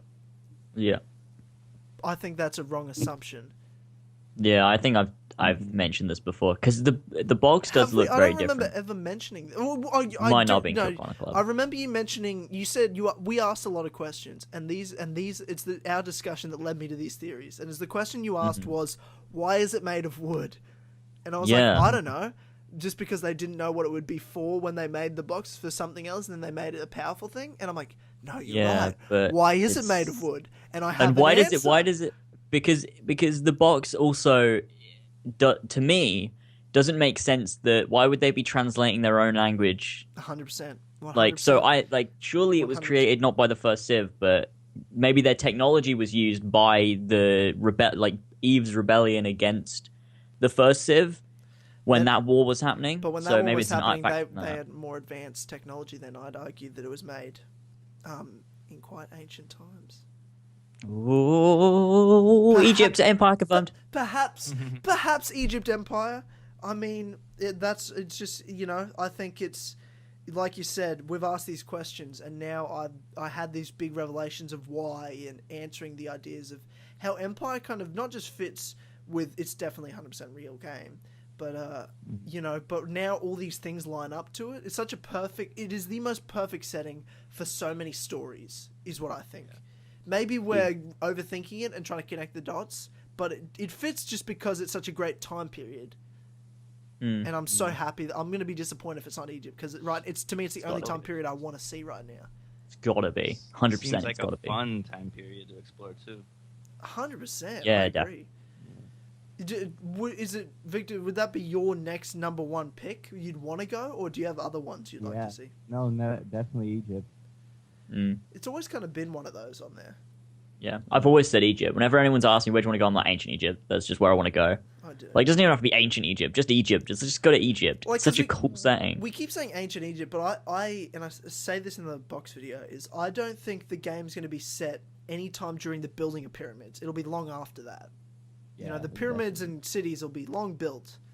It's going to be. It's not. I don't think it's going to be ancient Egypt, but it'll be like more recent ancient Maybe Egypt. during Roman times. Yeah, probably it'll be I feel BC. like it would, yeah. BC probably, but not like it's not going to be 4,000 years ago, 6,000 years ago, 8,000. Yeah, years ago. it'll be very recent, like 56 BC, something like that. It was something like just before the Romans took over, that kind of period. So that way you could visit them Rome in like the second game if they want to make a trilogy. Oh, interesting! What a great time period, Roman Empire. But you're not in Rome until maybe a second game or third game, and you go to fucking awesome. It's a perfect time period to go to multiple regions, have the same character in multiple games, answer all our prayers, and save Assassin's Creed and be the Force Awakens of the franchise. It's getting me. It wasn't good. I had this revelation of Star Wars comparisons to Assassin's Creed today. If you throw out, let's say you just kind of ignore Black Flag, and you'd be like, well, it's not. If you want to be that guy that's like, it's not an Assassin's Creed game, it's a pirate game. I mean, it is, but it's a great game. So let's say you go, the original trilogy of Star Wars is like the Ezio trilogy in the first game. It's that everyone loves. We all talk about it. Then you have Assassin's Creed 3 is the Phantom Menace. Assassin's Creed Unity is Attack of the Clones, and Syndicate's Revenge of the Sith. So you have Phantom Menace and Attack of the Clones that fans argue a 50-50 split of which one they hate more. Unity 3. And then you have that one that's like, it's the development from those other two, but people are like, no, I can deal with it. It's okay, but it's not even close to the old ones. Yeah. So hopefully Empire can be Force Awakens. Isn't that such a great comparison of like... That's fantastic. So I'm like, please, Empire be fucking Force Awakens. Maybe 4 is like the Clone Wars cartoon or something. Maybe, but nah, it's way better Wasn't than that. that bad. 4's so good. I'm playing 4 right now. Yeah. It's so good. I love 4. 4 was good. Edward was great. Yeah, he's underrated of how good he was. He was great. He's my second or third, maybe it was probably just below Altair, but very close. Yeah. I would have loved an Edward trilogy. Yeah. And I didn't think... I love that he wasn't an assassin, actually. So did I. That grew on me. At first I was like, oh, shit. But then I'm like, no, okay. Yeah. I can live with it, He's a great character. And I didn't think you could have multiple games with him until we get to Syndicate and they mention all these travels. I'm like, fuck! We could have had games with him! God damn it. Yeah. But, man, that box... So check out... If you haven't checked out my concerts video or James's Piece of Eden video in Empire, go do that. And look forward to my box video. And I might not... I mean, goddamn, you mentioned things just then, James. I'm like... Oh, man, I don't want to add too much that I've already done because it's such a long video and I've already worked so much on it. But I'll need to add a couple little things we talked about today, like the concert stuff I think needs to be added because, I mean, who could have given them, because you think about, well, how did anyone in Egypt, like a human, get technology to build that artifact, well, I mean, Egypt's far enough back that you can play around with it, and perhaps they had some pieces of Eden that helped build it, or someone who's a subversive scientist telling them. Oh, I just thought of this right then. I need to add it, and I've spoiled the whole video, but for sure, check it out anyway on Wednesday. Woo! I mean, this goes out after the video's out anyway, so it doesn't matter. No, it comes out after the Consus video, not the box video. I thought you were talking about Consus. Yeah, I'm now talking, but they link now. Episode 9 and 10 of The Truth link. Oh my god. Oh, you made a fucking series in a series. Well, I love the series so much because it's my most viewed series. Like, every video gets thousands of views. I'm like, this is awesome. I have no series that every video gets. I know it's going to get thousands and thousands of views. Like, yeah, that's great. It's the best idea I had for my channel. But this box video has a lot to live up to because I've made 2 box videos. One's on 86,000 views right now. The other's on 107,000. It has a lot to live up to. I will be very disappointed. Scary. Yeah. If it doesn't get 50,000 views, it's a failure. It's a failure to me. That's the same with me because I did my most viewed video is the entire Assassin's Creed story explained, which has over 300,000 views.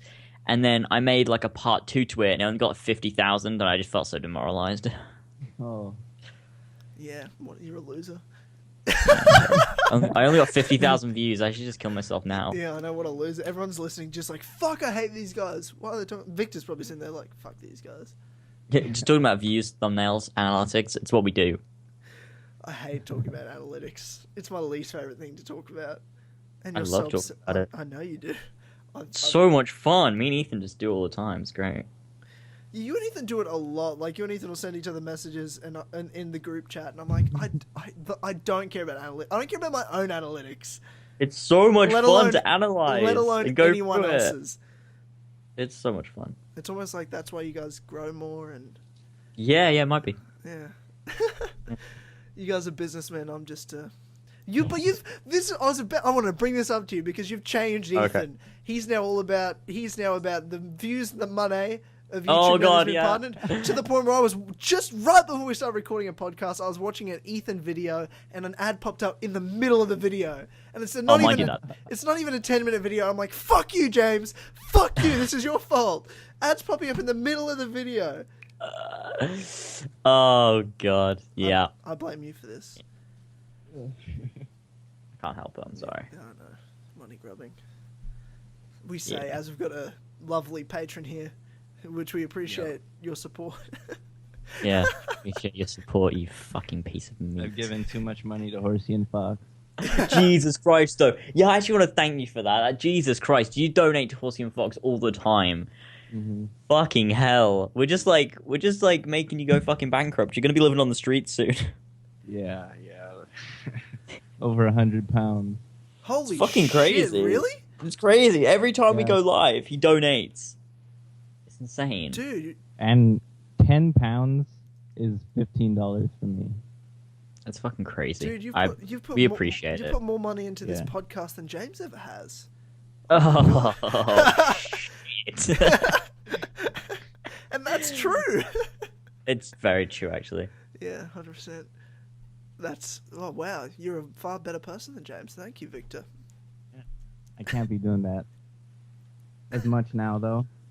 Yeah, dude. Until I get my check, maybe. Yeah, hey man, like you don't have to just give. Yeah, James don't all your expect money. it at all. Every paycheck you get, you now have to give to James. Maybe I'll do your Patreon reward for KCC, Tyler. Oh, you get the double by doing it on each of us. That would be intelligent thinking there, Victor. I like your thinking. Oh, that's so funny. That's Third brilliant. time's a charm. Sorry, I'm just reading Ethan's video titles. Out loud? Oh, yeah, out loud, yeah. I love his Poirat video. Poirat. I never even watched that. Oh. I will do. I don't get to watch anything. I used to watch both of your every video you and Ethan made, but I don't have any time in my life ever to do anything. Like I was just before the podcast watching some Ethan videos I hadn't watched. Like I was watching the Syndicate. Is Unity better than Syndicate? Oh, I love that video.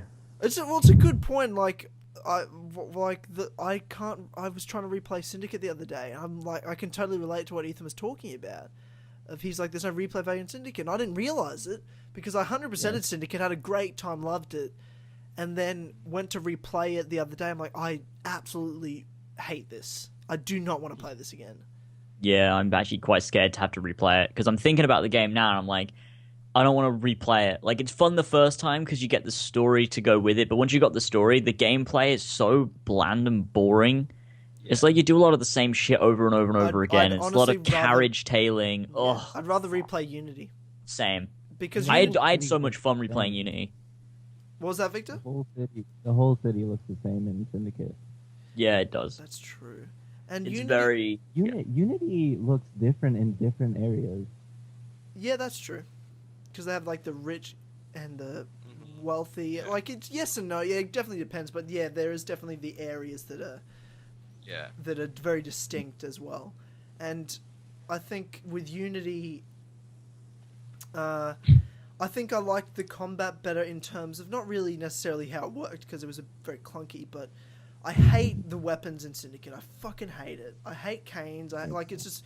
But I always talk about it was just a wrong time period. It's a terrible time period for a game, but they did the best possible game they could have made with that. With Victorian I don't know whether they did anymore. I stand by that. They couldn't have made a better... They couldn't have made a better Victorian London game, but Victorian London game isn't the great game to make. Yeah, so, to have canes as your weapon, like, and you can't have the sword. Like, in Unity, I love running around and just sword fighting people. I love fucking swords. I love swords. That's it. I love in Brotherhood when you can throw swords at people. Oh, yeah. Oh, with, like, the axes and the spears and shit. Yeah, that's awesome. Yeah. See, that's the type of combat I like. I like to be in, that hand-to-hand sword combat, so... Yeah, we need sword fighting back. Like, Empire's perfect, if that's real, to have the sword fighting back.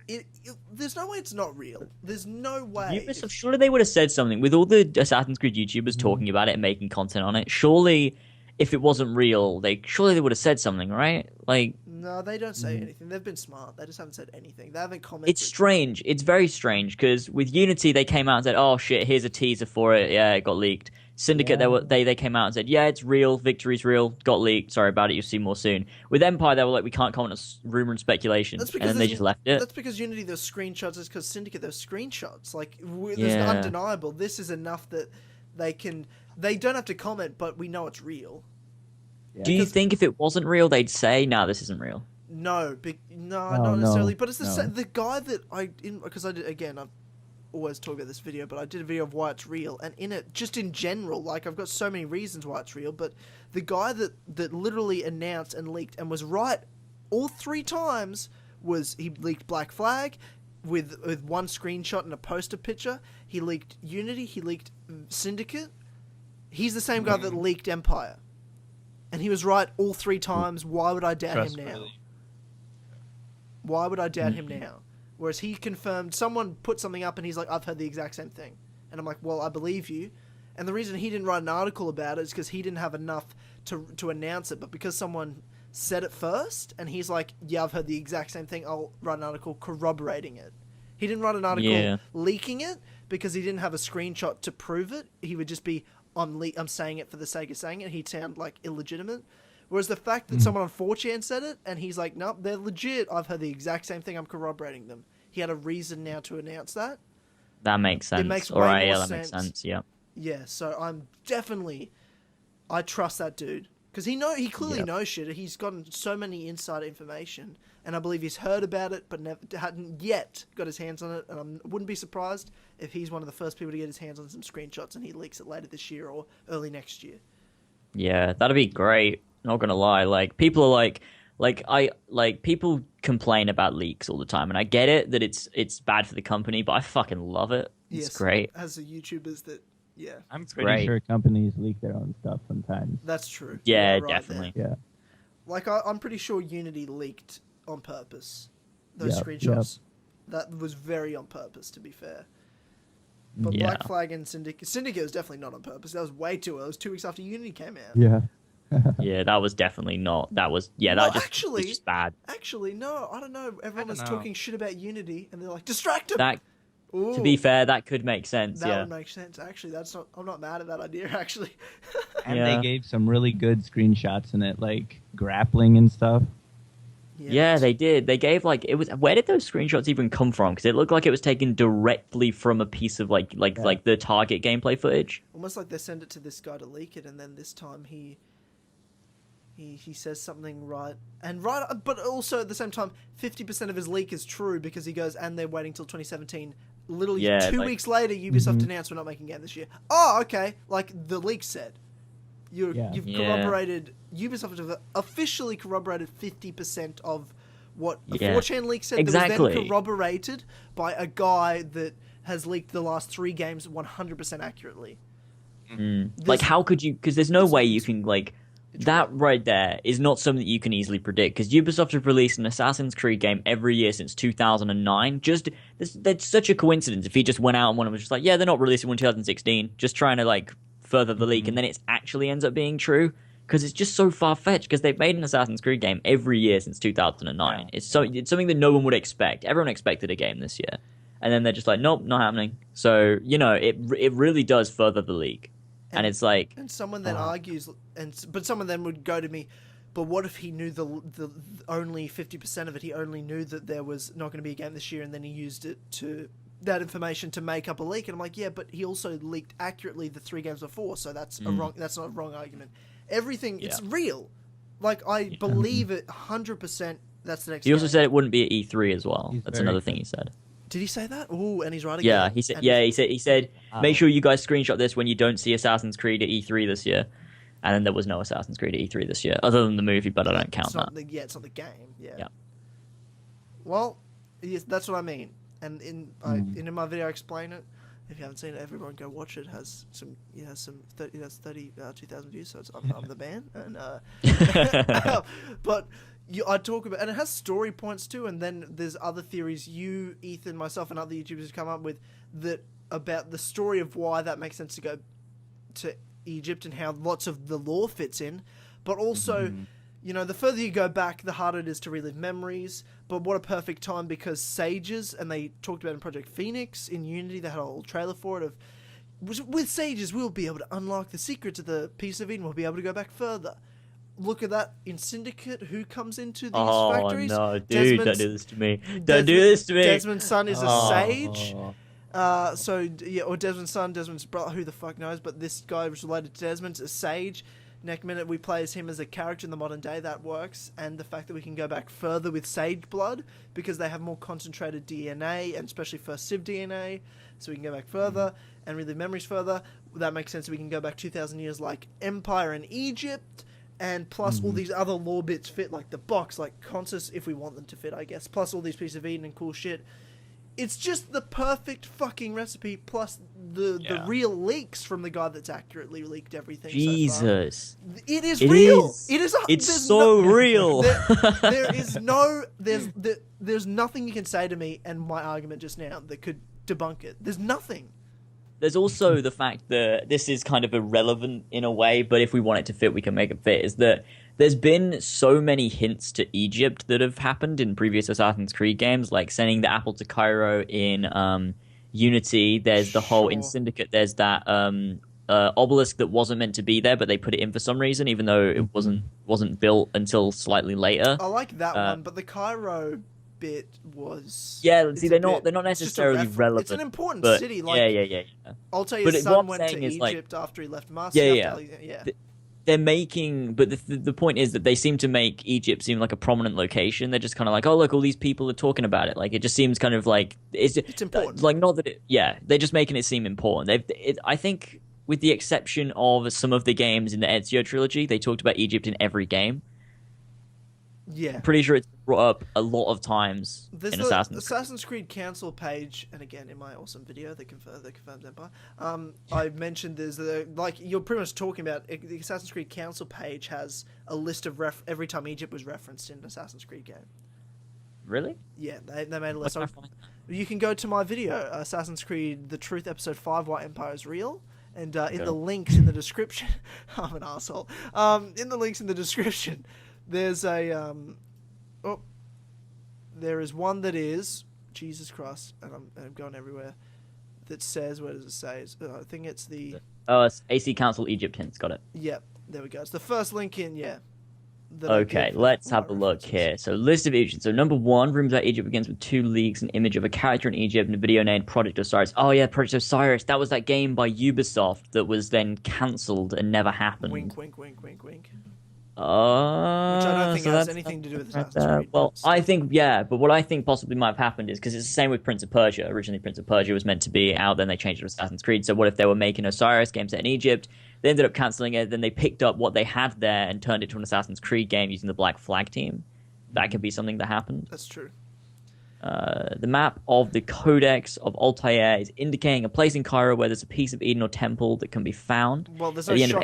There's no shock. There's temples everywhere, so that's not. Yeah. But still, it means that could be a location that they choose important. since it is prominent. Yeah. Yeah. Well, Australia has a temple in it. We're not going to Australia. I hope not. Did this person just said at the end of Assassin's Creed 2 Brotherhood? What? Okay, the whole article's ruined. Fucking idiot. When Desmond takes the Apple of Eden and kills Lucy, spoiler alert, the marks showed an image of the Eye of Horus. This mark already hinted to AC Unity and the French Revolution. Horus is the son of Isis and Osiris. Yeah, we know this. That's cool. In AC3, William Miles was captured by Otzoberg when he was in... He was not captured... He wasn't captured by Otzoberg. What? Was he? What? I think he was. I heard that. Wait, who was captured by Otzoberg? I wasn't listening. William Miles in Assassin's Creed 3. Yeah? Well, he was captured by Abstergo. Was it ever said that it was Otzoberg that did that? Was he even a character at that point?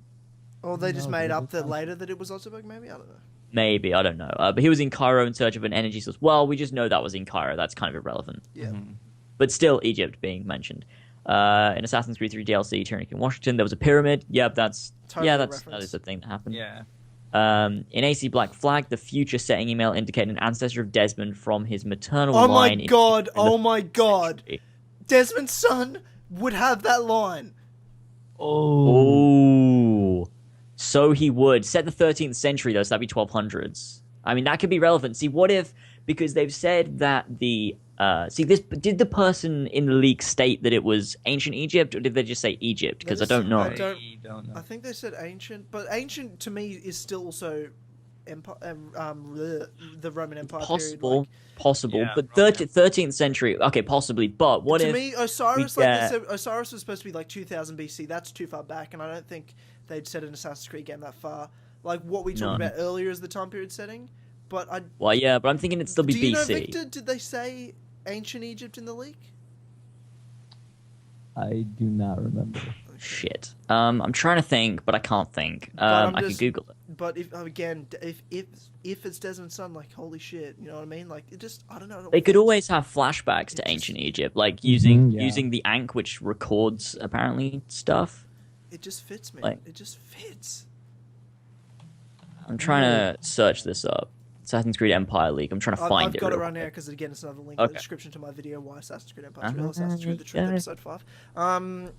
So the next big Assassin's Creed, which we believe is set in ancient Egypt and codenamed Empire, won't launch until 2017, according to both new online rumor and source speaking to Kotaku.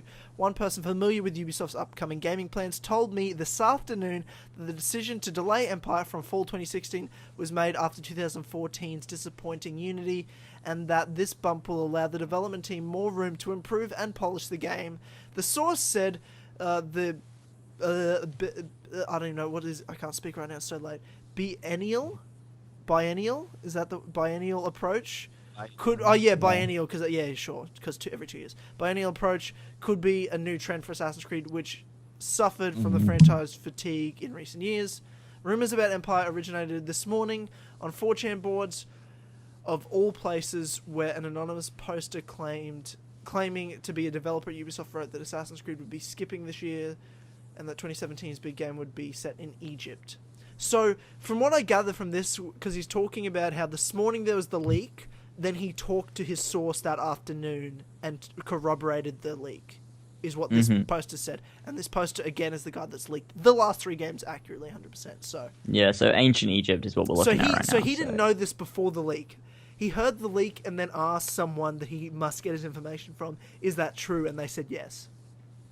That's what it sounds like from his article.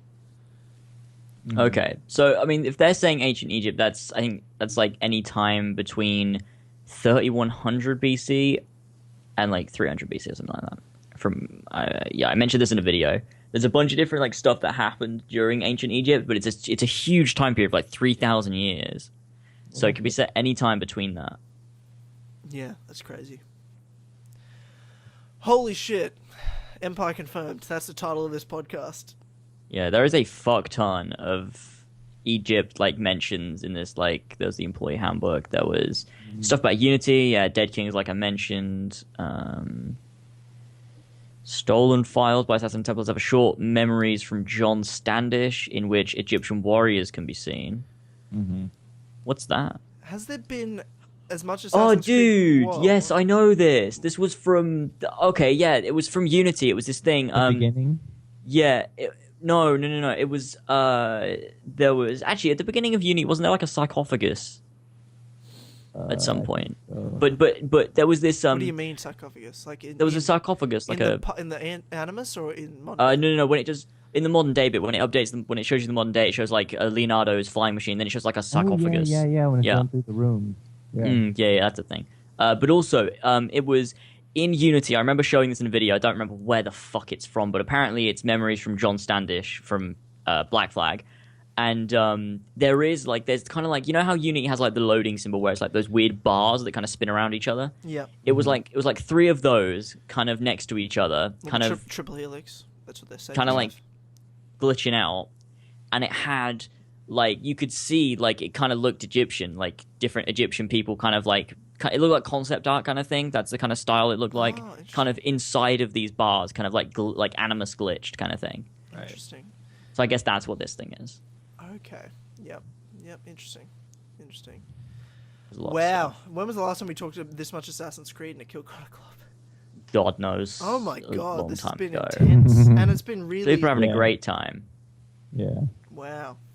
Oh, you know what? I can put fucking Assassin's Creed Empire in the title. Dude. Yeah. I just said the title is going to be AC Empire confirmed.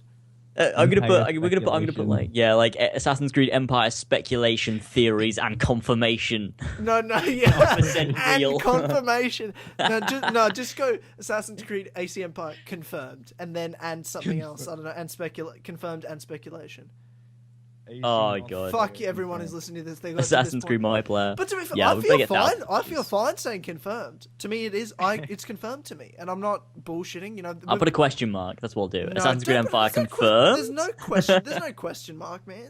It is. Yeah, but people are gonna get pissed because there's no official confirmation. They're gonna expect it, and it's like official confirmation. What else? Clickbait is too far. I know when to stop the click. What are you talking about? Clickbait. I hate when people comment on your videos. I don't think anyone understands what the fuck clickbait is anymore. No, they don't. If someone was like AC Empire confirmed and said that's clickbait, why is it? We talked about why it is confirmed. How's that clickbait? Clickbait is when it says title, you know. Clickbait is when it's like, oh my god, Oprah Winfrey, is fucked a cow. You know, or it's just like stunning revelation about Oprah Winfrey, and it's not about that. That's clickbait. That's what clickbait is. It baits you into clicking in, and it's not about that. Clickbait is not a title. Who cares about Oprah Winfrey? That's terrible clickbait. I'm just saying, like, just some celebrity, you know, and like, clickbait is not saying like if the title is, which it is going to be, AC Empire confirmed, and we talk about the reasons why it's confirmed. That's not clickbait. We literally talk about the title is. You're a fucking retard if you say it's clickbait. Yeah, it's just a way of wording the title so you get people to watch it, like any form of media does. But when it's YouTube, people seem to get really pissy about it. It's because you have to do it though. Yeah, exactly. We're not. Like, you can't just put like Assassin's Creed Empire. We talk about why it might be confirmed, but it also might not. So don't worry, guys. It's all good. That's the title. Kill Connor Club episode 25. With Victor. With Victor, yeah. With the Richard the Horse guy. This is the guy that came up with Richard the Horse, by the way. No shit, Victor. Was it you? Yeah. Oh, you're famous.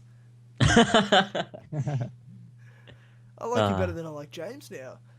Shit. Well, that was going to happen someday. Yeah, that's true. Yeah. Wow. Yes, well, that's definitely not clickbait if we did that in the title. And anyone that says it, go fuck yourself. Victor confirms. Victory. Did I say victory? No, Victor confirmed. Oh, Victor confirmed. I thought I was doing Victor. Victor confirmed. Also some ACM by speculation, but yeah, mostly Victor. Yeah. But there's no, to me, there's no might not be confirmed. We've got everything confirmed except a real screenshot. And a confirmation. I get people want to see that, but there's not, like, it's real. We have every reason, almost beyond reasonable doubt, pretty much, you know? Yeah. I can't think of any other place that they've hinted at as much as Egypt, you know? You're right. Plus, just all the stuff we've talked about today is of like, well, it's real because of story reasons. It's real because of real life leaks and sources that are trustworthy and have been accurate every other time they've leaked it.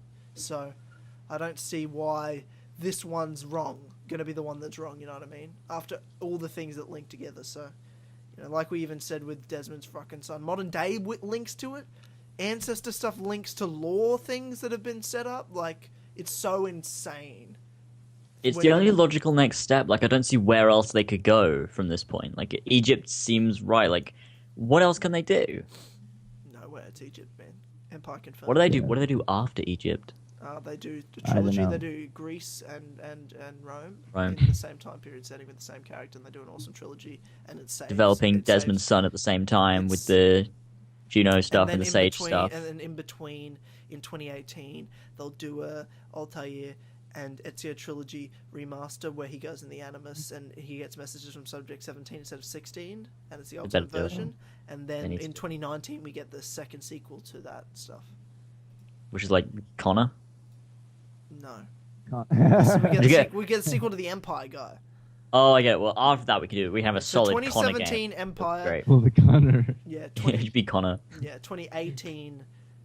You know, Desmond's son Just gets. do the Desmond Saga remastered. That's what they should do. But just with the whole Desmond with Saga. the modern day is Desmond's with son. Desmond's son. Like Halo 2 Anniversary, and it's Locke looking back on Master Chief stuff. It's a story reason right now why we're looking back on old stuff. It's because it's Desmond's son never relived those memories, so this is his first time because he's got free reign on the Animus to relive those memories of old games. More of a reimagining than a remaster. Perfect. Yeah, reimagining. I love that. That's a perfect. That's perfect, and it's a perfect way to resell it as well.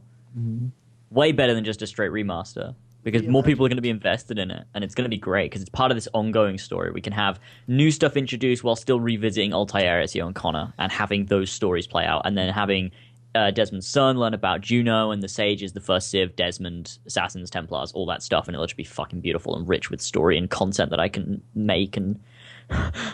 Please. Fuck. We have, like, for sure, hire us, Ubisoft. Oh... Like, I'm going to be disappointed now if they don't do it, and it's like, it's too good to be true, these ideas. Yeah, it's too good, because it works too well, it's too much of what we want, that it just probably won't happen, but imagine that. God damn, there's the hope there. I've got hope back, man. I haven't been this excited in a long time. Yeah. This happens every time we talk about Empire on the podcast. I don't know if you remember, it was a couple of weeks ago, we talked about Empire, and we kind of got to the end of it, and we were about to wind down, then we started talking about Empire, and we both got really, really excited. I haven't been excited about Empire this whole time, but now, yeah, I am. Yes. Yeah, it's just what we do. It's we give off the Kill Chronicle effect. Ubisoft, see, look what we just did. We brought a fan back. Why don't you like us? We just sold you a product. Well, they like me. They just don't like you. Let's calm down. Don't drag me into it, man. Yeah, they love me. They hate you, James. Shit. Oh, okay. Yeah, that's true. The only thing I've left on topic list... Oh, man, we talked about Assassin's Creed for ages. I can't believe it. We've almost gone the full 3. Holy shit. Oh, shit, the full 3. Full 3. Is Season Origin Free Roam for Justice premieres tomorrow, July 4th, Monday. Justice Monday's return for 10 weeks. Nice. Actually, 11 weeks. Oh. 11 weeks. Super excited. 11 weeks. What is this? Okay, so I think, I might be wrong, but it's at least 10 weeks because it's a 10-episode season. But I feel like in the middle, after episode 5, I want to do a behind-the-scenes big look into the construction of it and what it is, and kind of explain what it... Because some people are like, it's such a random concept. It's fucking meta as shit the more I think about it. It's a free roam series that meets a machinima series that's based off Batman that I play and make up as a comedy parody. It's a parody machinima free roam gameplay series. It's amazing. It's so fucking good. Oh god, I read the script and it's so funny. Like this, not just the free roam stuff, because there's obviously the free roam stuff that Tyler does, but the You haven't scripted even like seen scripted the free roam parts. stuff yet, and that's The hilarious. scripted bits with like with me in and with whoever else in. Yeah, let's calm down on who's in it. It's so funny. It's so funny. Yeah, I can't wait. So like James has a role that's in every episode, to some level, from big roles episodes. Like, honestly, the way I want to explain it is because it really is just the free roam. It is a free roam series at heart. It's still the heart of what it is. But oh my god, the 10th episode. Oh my fucking god, that season finale. I just watched the draft, and it is insane. I'm like, this is the best video I've ever made. It is. I'm so excited. It's everything I want. It's everything I envisioned. It's when I thought about it, I'm like, how could I link Batman Arkham Knight to Assassin's Creed Unity in free roam gameplay series with this Batman character? How do I do it? I imagined it, and it is exactly what I wanted. Wow. It's turning out exactly how I wanted, and it makes no fucking sense how it works so well. You know, it's where I want to see the next season 3 go, where it's a lot of, because episode 10 has a lot of the scripted stuff in it, a lot of the voice acting from James's character, from Ethan's character, and from there's another person that's in it, and another there's just like James is around because James helped me write it, and he's in a lot of it, and James was there when we came up with the idea for the ending. Because, and I do need, and I'm not, because if I bring it up, people will be able to figure it out. But there's a person in the community that discovered things, and I need to thank them, but I'm not thanking them until the episode's out. And you know what I'm talking about, James? You know what I'm talking about, James? I'm actually quite confused because I don't. The ending of it all. Okay, I kind of. Yeah, okay. We'll talk about it after. I don't want to. Oh no, I know you mean. I know you. You Yeah, know- I know you. okay, No, yeah, thank yeah. God, I got it. thank Yep, God. yep. Thank I got God. it. Okay. It clicked. You made me Good. look stupid for a bit. No, I got it. Don't worry. Like the fact that I remember telling you the end when I finally figured out the ending and how it's gonna work, and you're like, oh my god. It's so perfect. It's like it was meant to happen. It to the point it feels like it's almost meant to happen. So, you know, it is season origin, and it's not set in Unity as much as it is in it is a Batman Arkham Knight free roam series is what I want to pitch it as. You know, episode 1 to episode 10 features Batman Arkham Knight, but a huge portion of the final episode, which is over 30 to 40 minutes in length right now, I'm so hyped. is, you know, in a lot of Unity, and it ends in Unity, and it links. You'll be able to now. I've gone back and I've edited episode 1 of season 1, and I've cut bits. You'll be able to watch the end of episode 10 of season origin, and go straight into episode 1 of season 1, and it'll make sense.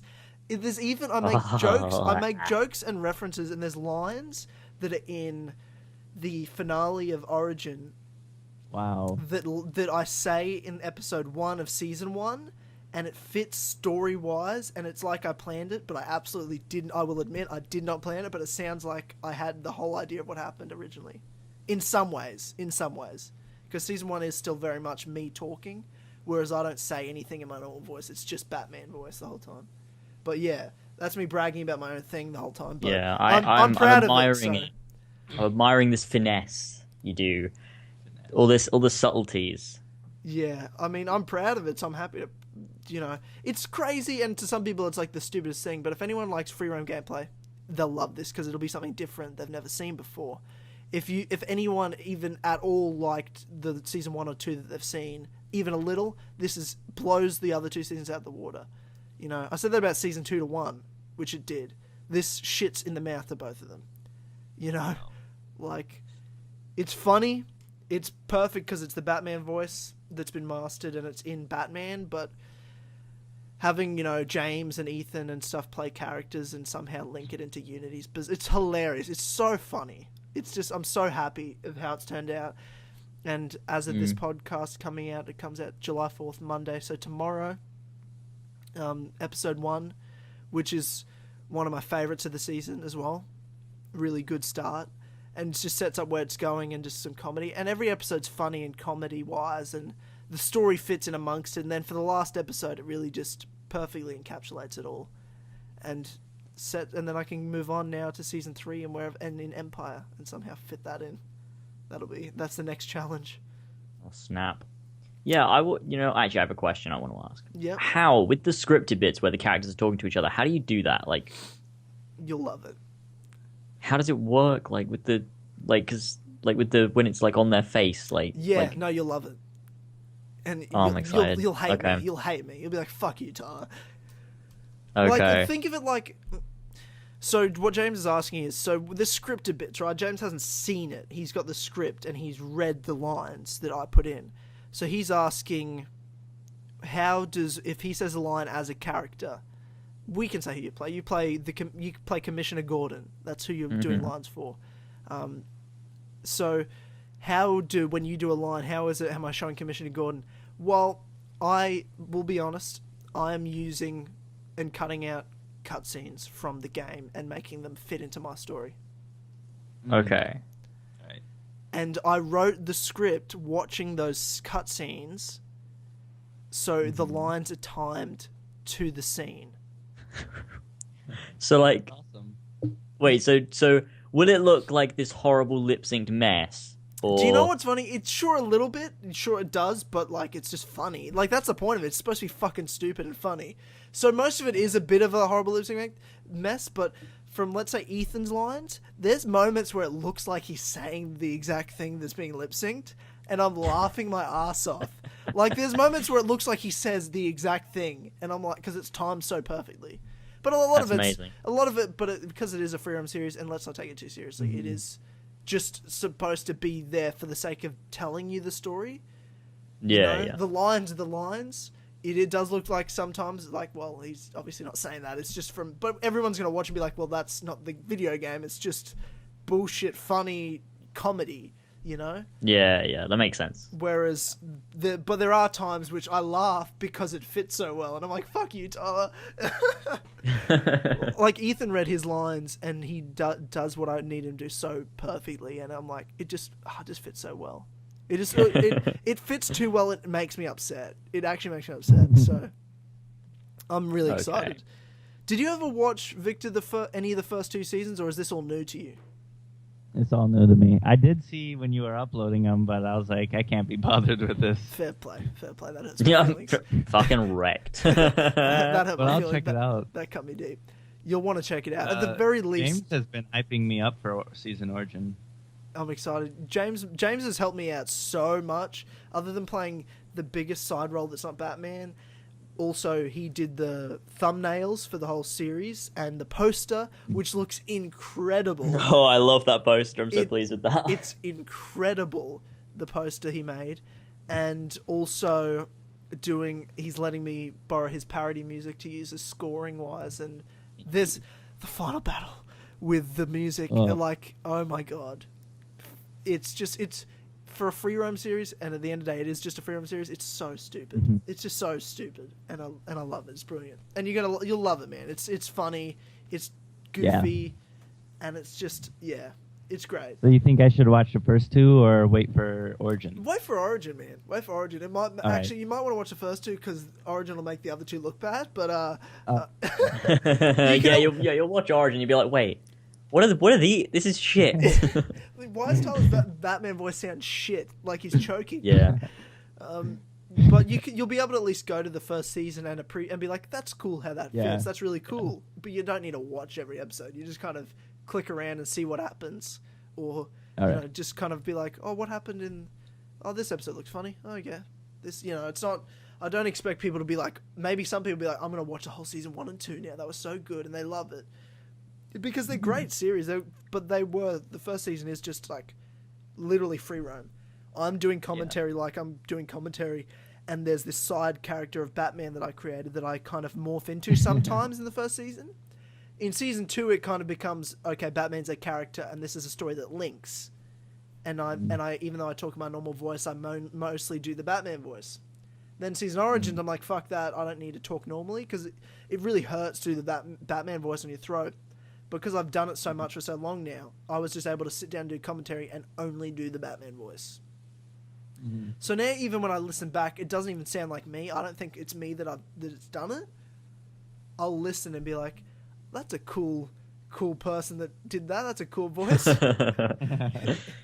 Yeah, it's weird. It's weird, but nah, I'm very, very excited for it.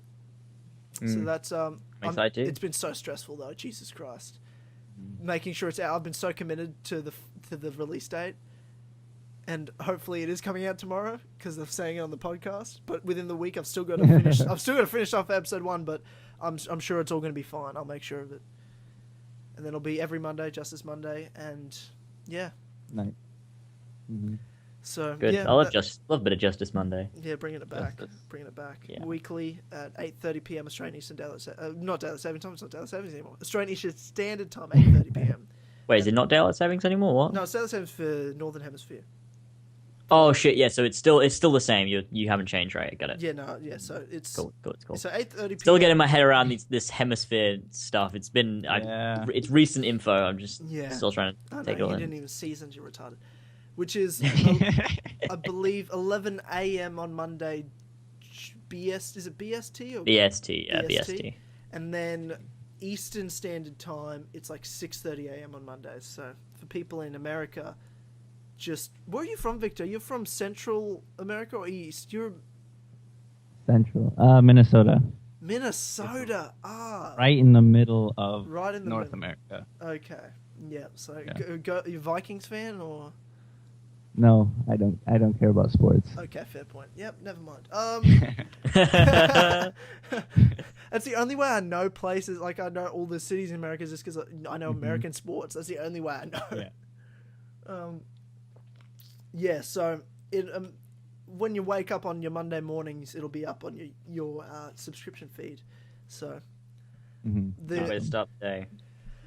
I don't see a better way to start the week, to be honest. I mean, Game of Thrones is about to end, and then the second greatest series that's out there gets to start now. You know, Game of Thrones just ended. I haven't watched it yet, obviously, because when we're recording it, it's not out. But everyone else, the season's ended. I know you're all missing Game of Thrones. Don't worry, the second greatest series that's around is starting. My free run series of Batman. Cannot wait for it tonight. Yeah, fucking Game of Thrones shit. Holy shit. Yeah, it's fucking starting. Oh, no, I don't want it to end. What? No. I don't want it to end, but I'm so excited for this episode. I don't. Battle of the Bastards. Crazy. These 10 episodes went by so fast. This season's been one of my favorites. There's been a couple episodes. Been good. 6, 7, and 8 slowed it down. The first 5 were brilliant, and then 6, 7, 8 was like, we're slowing it down. And then episode 9 was the greatest episode of any television show I've ever seen in my life. It was so good. Battle of the Bastards was a masterpiece. Yeah. It was, wow, beautiful. I've never been so stressed during an episode of television. I get stressed watching UFC fights because they're real people trying to knock each other out. And if I'm invested in a fighter, you know, you want them to win. And if they lose, they're getting knocked the fuck out. You know, it's stressful to watch. When I watch Conor McGregor fights, I'm anxious and nervous for the whole week leading up to it. And I'm so stressed on the day. I've never been stressed watching a fictional TV show until Battle of the Bastards, where I'm sitting there freaking the fuck out the whole time. So wow, you saw it 3 times, didn't you, Tyler? I watched it 3 times I watched it back to back to back 3 times, and then I watched it again the next day. I've seen it. I watch it in the morning because it airs 11 a.m. my time, because almost 2 a.m. for me right now. So in the morning I watch it like 10. I watch episode 9 again, and then go straight into episode 10, the final one. It's a brilliant episode. I had to watch it again. I needed to be able to watch it and enjoy it and not be stressed watching it, so I had to do it a second time. And then I was like, that was so good. That was stressful. That was very stressful. Yeah, so good. Don't want to spoil anything, but I don't feel like anything we've said spoiled anything. We just kind of... Nah, we're just saying how good it is. Yeah. It was brilliant. We won't spoil anything for those who are still catching up and haven't seen it for some I think you should watch it even if you've never seen Game of Thrones. Just that one episode. Yeah, it's brilliant. You know, if you've never seen Game of Thrones, you should watch Game of Thrones. That's what you should do. You should start get all of them. Just sit in your house for a solid week straight and just watch all of Game of Thrones, and you'll love your life. Yeah, that's awesome. Great. Oh man, we've smashed through the list. So I've almost gone for the full 3. We have almost gone for the full 3. Haven't quite, but we have almost. Yeah, I don't think we're gonna reach it. No, I mean, for something like I hadn't written the list yet until this afternoon, But I mean, I had things in my head that because that's kind of, I never really write the list till right before, but I always think of things through the week of like what we're going to talk about. And since we only recorded the last podcast live last week, I was a bit worried, but we had heaps to talk about today. It's good. Filled with great discussion and not just random shit all the time. But I had a great time, Victor. It was an absolute pleasure to have you on, man. Thank you very much. I loved it. I love you. This is moving too fast. This relationship is moving fast. Man. I'm glad you enjoyed it, man. You got to see behind the scenes of how we set up, and it's very weird and bizarre, and then get to be on it and hear. How different is it? I'd like to hear from you, because to me, I don't think of myself as anything but any normal person that views podcasts. Yeah. I don't think anything special about us that do the talking to anyone that listens, but is it different for you to be talking with us than it is to listen to us? It is. It's really weird. It almost feels like I'm not talking and I'm just listening to you in a podcast, but then when I start talking, it's really weird. That makes me so happy, because I kind of felt the same when we had Luma on, James, because I've listened to Luma for so many years, and then to talk to him, and same with Gabe, I was like, this is weird. I feel like I'm just listening to Gabe and Luma, but then and then they respond to us, and it's like, oh, they can hear me. What the fuck? Yeah, I love you, James. I love you, man. Oh, thanks, man. Give me a big kiss. What the fuck's happened? Yeah, well, I'm not here. This is why we need Joe. Yeah, I miss Joe. Restrain me. Oh, that's alright. Joe's alright. He's doing fine. Is he, though? I have no idea. I hope he's alright. So do I. I hope he's doing well. Wish him all the best. But yeah, I guess that's where I'm gonna have a stroke. I'm about to have a stroke. I just stopped myself. I'm like, oh my god, I'm doing an outro, and then I literally thought about my stroke outro as I was talking, and made me fumble and almost stroke. But I stopped myself. You got to do the Kill Connor Club theme song. Oh my god! Yeah, of course. Oh, I didn't have a top 5 today. I forgot top 5s. Yeah, that's right. We had awesome other stuff anyway. Well, we did do the movication list. But it's the top 20, and it's not really top 20 movies Tyler wants you to watch. Yeah, that I think you should watch if you don't know movies. So again, James, appreciate it. As always, being on here with me. I did nothing. Okay. Cheers, Matt. Appreciate it. Appreciate you being on my channel too, and sorting everything out for me so that I can upload it and get the money and the views and the recognition for it. Thank you. I appreciate it. And then I pay for everything for the podcast. And then you also pay for the iTunes stuff and the. Appreciate it, man. Yeah, no, it's alright. It's almost like it's a one-way relationship. And obviously, Victor, pleasure. Glad to have you on. It was a whole lot of fun. And glad you had a good time.